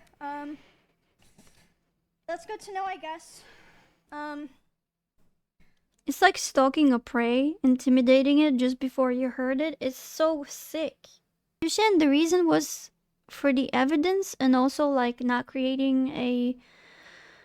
aggravating the abuser more, and not because they have like mutual friends. She didn't want to involve other people. The next story She's fine now. That's good to hear. that I want to tell involves Good evening and good night. Have a great night, Kurt, if you're leaving. Senna earlier this year when we were attacked at the Santa Monica Pier, because that was obviously, hold on, let me close all these fucking texts. I don't want to look at them. They're still on my desktop. Shen is saying if he stalks you, you get a restraining order. If he messages you, you block him. What's the problem? If she doesn't respond to you, stop texting. What's the problem? Why are we blaming the reaction to the abuse and not the abuser?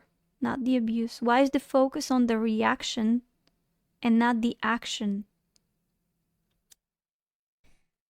Yeah, so... Because the moment she blocks him, he goes nuts and he starts trying to talk to other people to contact her, and she didn't want that to happen. That happened March 3rd of this year.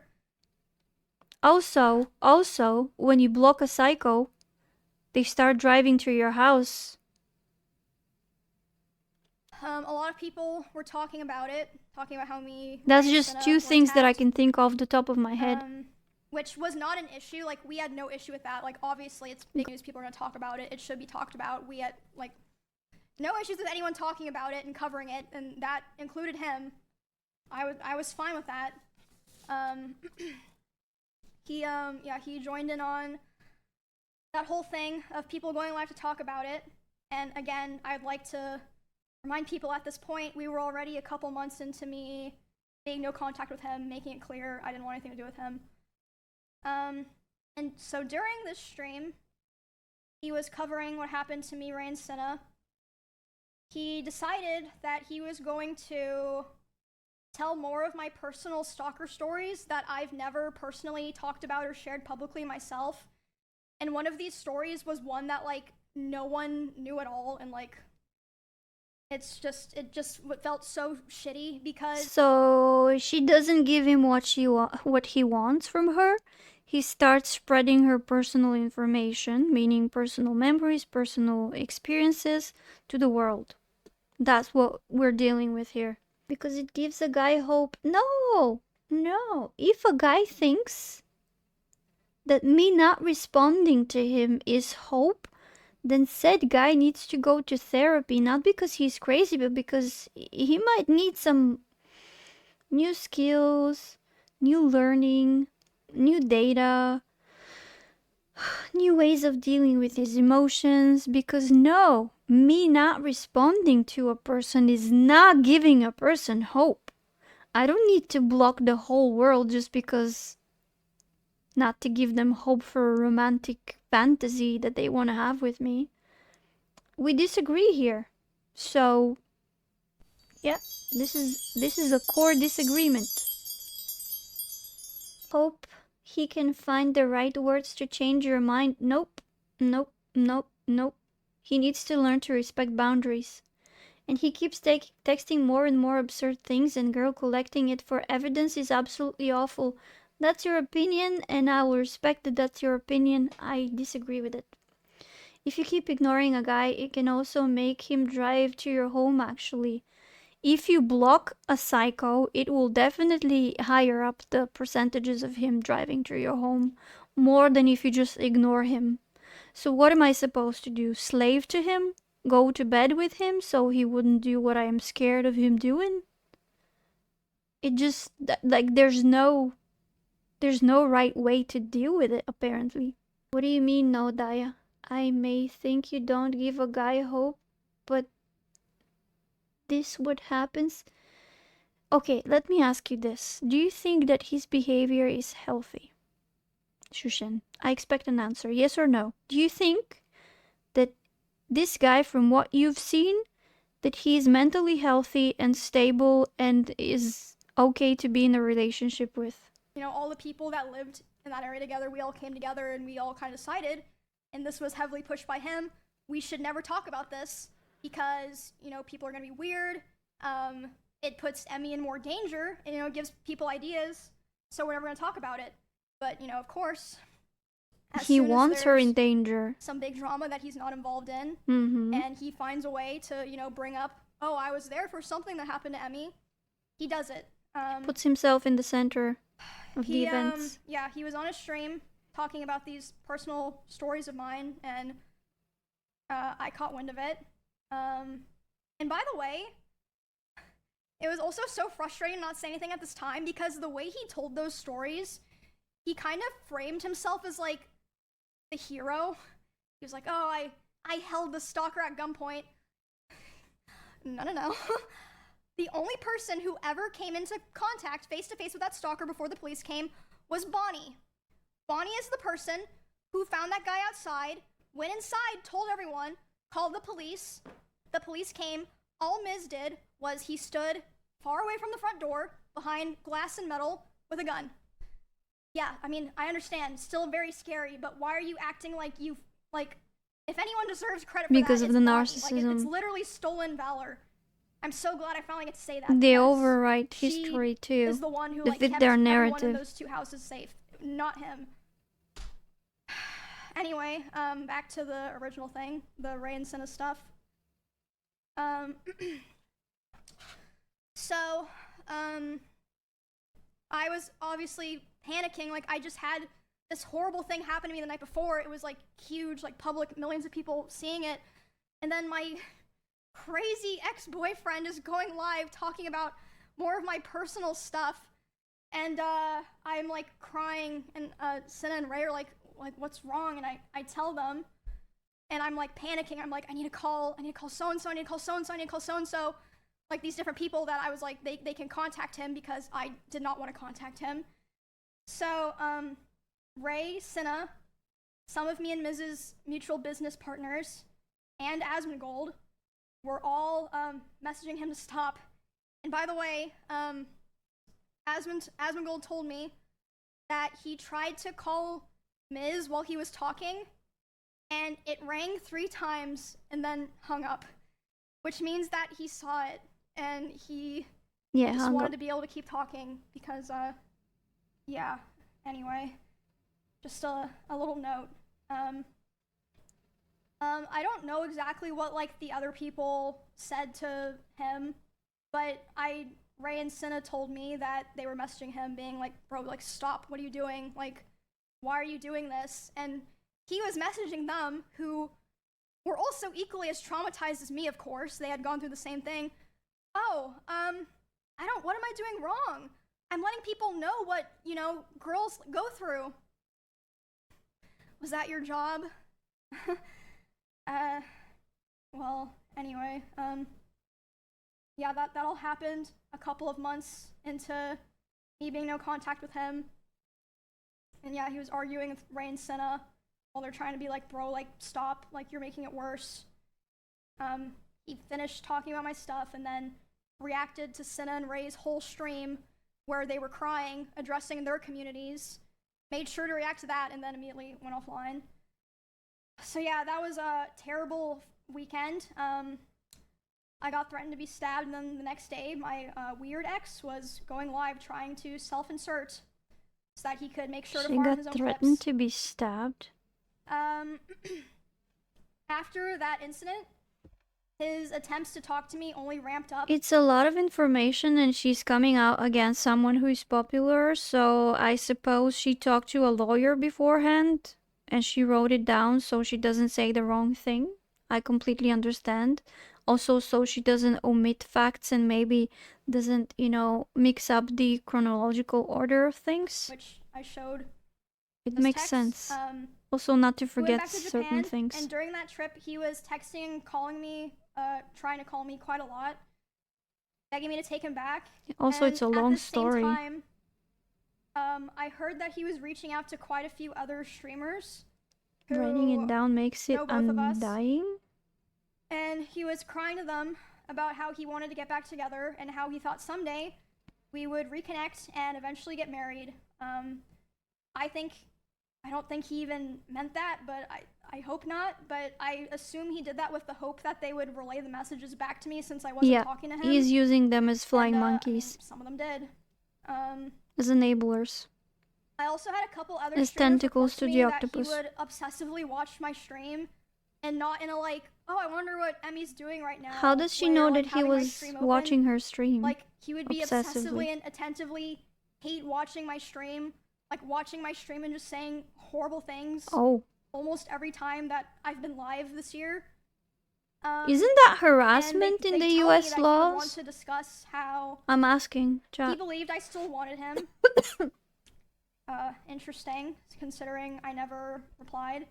And he would ask other guys if they thought I had slept with anyone this year. They'd be like, I don't fucking know, man. And then they told me he would say stuff like, no, there's no way she's done that. She's not like that. And she's probably waiting for me. Just really fucking gross stuff like that. I think they're probably laughing at him, not her. And a couple of streamers in LA also told me that he was telling people that me and him... It falls under freedom of speech to harass people, like, systematically on their stream, to say bad things.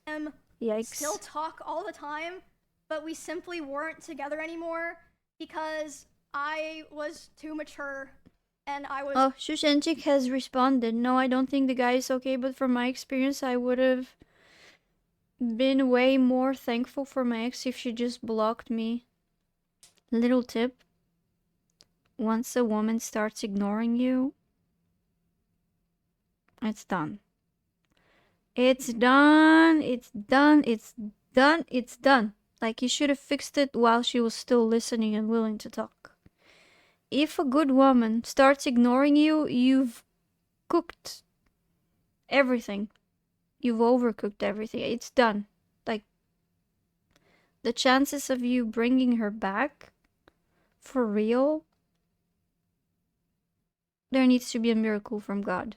So, don't make it into a habit for your future. And I'm only saying this because, like, we've talked about things with you and I, so I allow myself to give you an advice, even though you haven't asked me for it. Instead, I spent whole summer trying to get attention by texting her because I was sure I could change her mind. And what's the result? Now I'm devastated. Yeah, but it's not her fault. You as an adult made a decision to do this. She didn't give you hope by her silence. And I'm extremely strong in this opinion. And I think a lot of women will agree with me, if not most of them. If a woman hasn't blocked you, that doesn't mean that it's okay for you to constantly text her if she's ignoring you. If she's ignoring you, she expects you to leave her alone. And I think this is valid for men as well. The only way out I could find is changing my phone number and social accounts so I can no longer text her and see her pictures. Hey, if that's what it takes, but learning to, like, put boundaries to yourself is also an extremely important, should I call it a skill? A necessary skill for life. He was begging me to take him back for the majority of this year, which was 7 or 8 months total. So he was obsessively watching her and shit-talking her, and at the same time trying to get her back. ChatGPT. Not that it really matters, it's just interesting. It's right? the same narcissistic lingo anyway. As of today, it's been about 2 months even if it's not ChatGPT. He has attempted to contact me directly. I think because about 2 months ago is when he started kind of getting scared that I might have been, like, you know, telling people things. which again, Yeah. I wasn't going on my way to do That's it. But if a anyone ever valid asked me, fear I that wasn't they gonna lie to have. them. And once you do it, they go full bonkers. I mentioned this at the beginning before I started like fully telling the story. I heard from my friends, other streamers, and my employees that he had cooked up a plot that if I ever tried to talk about him, like about the abuse or anything else, he would try to go live and say that I killed my rabbits. Jesus and Christ. I was told that he approached several streamers who are around us a lot. That's the smear campaign. And asked if they would basically back him up, and they refused. Obviously. Smear campaign, full power. And make her into a rabbit killer. Even something happened this weekend. It sounds a little bit like a projection. What if he did something to her, those poor rabbits? Because I know they're able to do so. Based on my experience. Sadly. What if he had anything to do with it? Because, why am I asking? Because every time a narcissist blames you for something that you didn't do, you should ask yourself, could it be that he could have done it? Because in a lot of cases, when they blame you for cheating, it's because they're cheating. When they blame you that you meant to do this and this, it's because they've been doing it. It's usually like when they blame you for something and you know that you're innocent, it's like a confession, but like an inverted confession. It's so twisted. So for him to come up with this crazy plan, it almost sounds like too oddly specific to dangerous situation. And I have to ask this question. One of my employees told me. Yeah, I got the blanket like half an hour ago. I've been hugging it. Saying, if Emmy ever tries to talk about me, I will destroy her. Whatever that means. Purely narcissistic smear campaign thing. And within the same night, he also texted one of my best friends, and he would have known that I would have been with this girl. He texted her saying, hey, worried about her, hope she's okay. You know, right after he just said to my employee and other people that he was gonna try to destroy my life. Shushan is saying, Daya, sorry, but you said it yourself. If a girl ignores it, it doesn't mean that she doesn't want... No, it doesn't mean that she wants you to talk to her.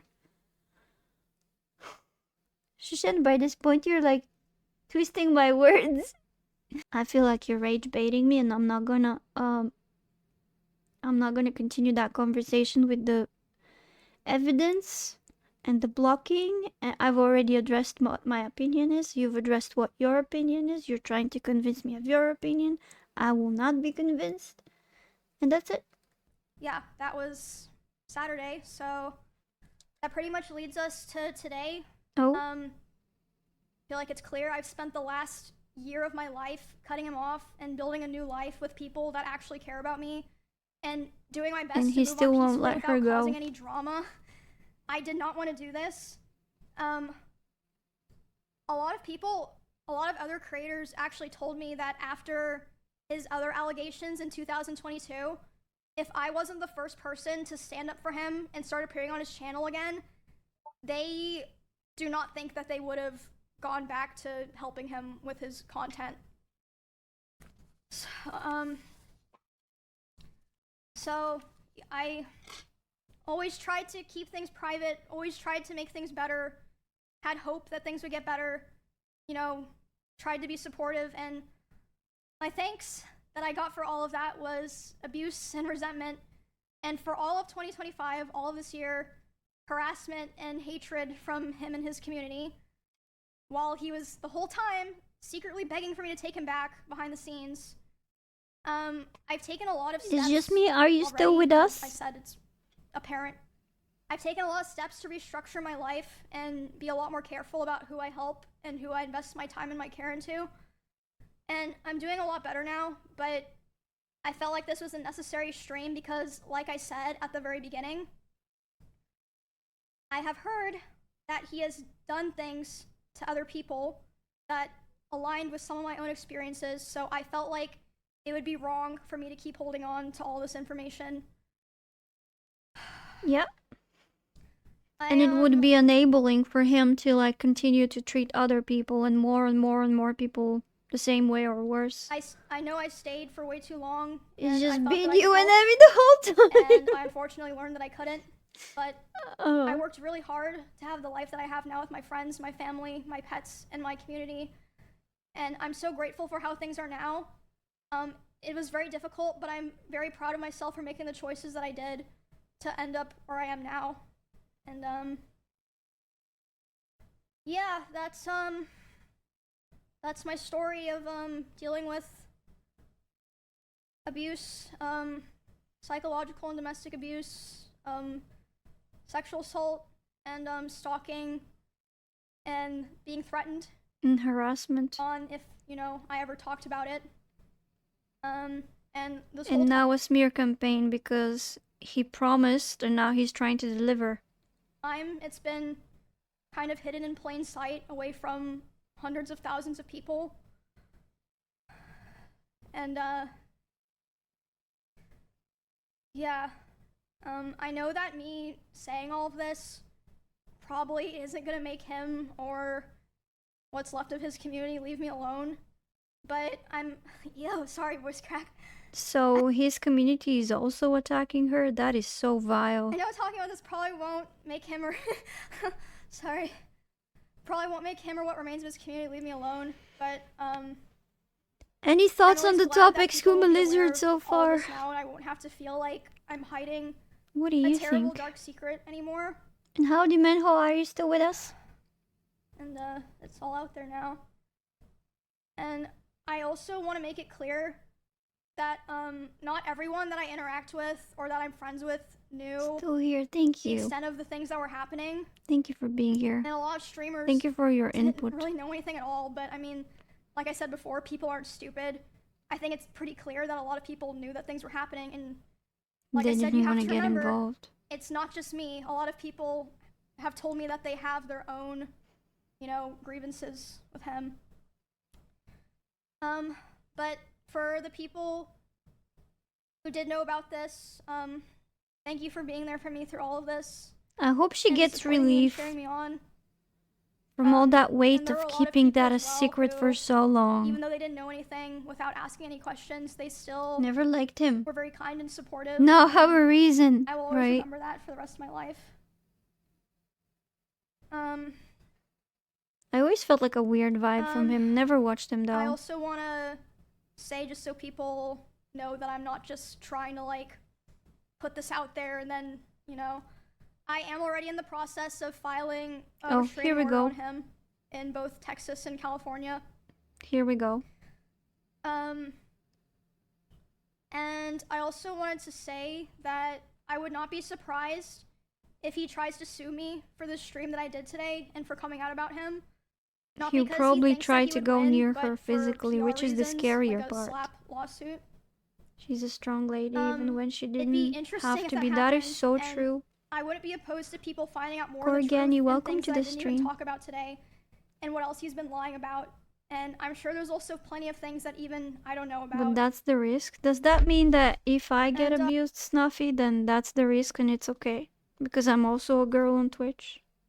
Like, what does that mean? Yeah, there's more things that I didn't even talk about today, but I'm hoping that now that I have this out, this is the last time I ever have to talk about it. It's probably not going to be the last one, but I it's got the it out first there. step of the I'm end. not withholding this anymore. Finally. It's out there. Hopefully she can feel And, some relief. Yeah. And has some people around her that really guess truly that's, care and can protect her. Pretty much it. Definitely not how I would have liked to spend my Saturday. I would have loved to go to karaoke with my friends. Oh, we have another outbreak coming in that I cannot disable, so brace yourselves. Karaoke. Nice Right, to meet you guys? too.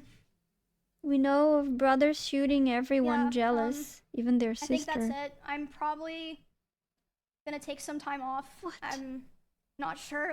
I genuinely have no idea what the response to this all is gonna be like. I really It's just gonna want to, be like bad. I said, do my best to move on from this, because I've already been doing that for a year.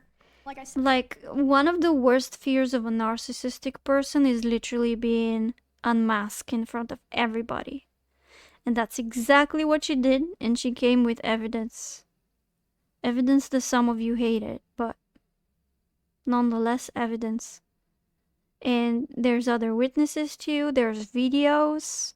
Some people have pulled the video of him smashing and breaking the doors while she was streaming when he got angry that she got more views than him. So this is their worst fear. And that's the scariest part. Like, she's already left, and we all know that women fall victims to domestic violence and mostly murders when they're trying to leave or when they've left. And that is literally the most critical stage of this crazy relationship, the end. Hopefully, he gets scared. Hopefully, he chickens out and doesn't do anything worse than what he's already done. Probably he's just gonna try and do some damage control with the smear campaign, but probably not more than that. I hope. I really do hope. And those are my thoughts for this video so far. I wish he would get trained the guard dog, yeah.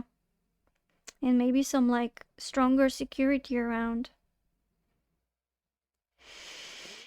She's like so sad and so scared and so anxious, and you can feel it through her body and the way she speaks. It's just heartbreaking, man. And also it breaks my heart that so many people are defending him or criticizing her for the way that she dealt with it. I mean, nobody's perfect, but you never know how you would have acted in the same situation. So victim blaming is like so exhausting to me. People saying she's lying. She brought evidence. There's videos. There's witnesses with her body language. Yeah, the body doesn't lie. It's very, very, very hard to try and operate the body in such a way that it would tell the truth of your lies, of the words that you're trying to say. All signs of grief, shame, and guilt. Yeah. And especially in the beginning, just before she was trying to switch topics and start to talk about this, it was almost like she was trying to buy herself time, could barely breathe and talk, and like the throat just closes off, you know? You can see it. And then for the contrast of this, hold on, what is this? Oh, that's another thing that you guys mentioned. For the contrast of this is him and his body language, and this is way shorter, so it's gonna be easier to watch. He also wrote it down, so for those of you who criticized her for writing down her words, so did he. I think Emmy said she has more security cameras at her house than they had at TwitchCon. Of course they won't stop at attacker if they, yeah. I don't know, maybe at this stage she needs like a security person. I have no idea. But Miss has to know she has security and likely won't physically attack her. Yeah, big dogs, probably too. Probably a security man as well. I don't know. And maybe like a friend or somebody to stay with her, at least for like the next week too. God knows how long.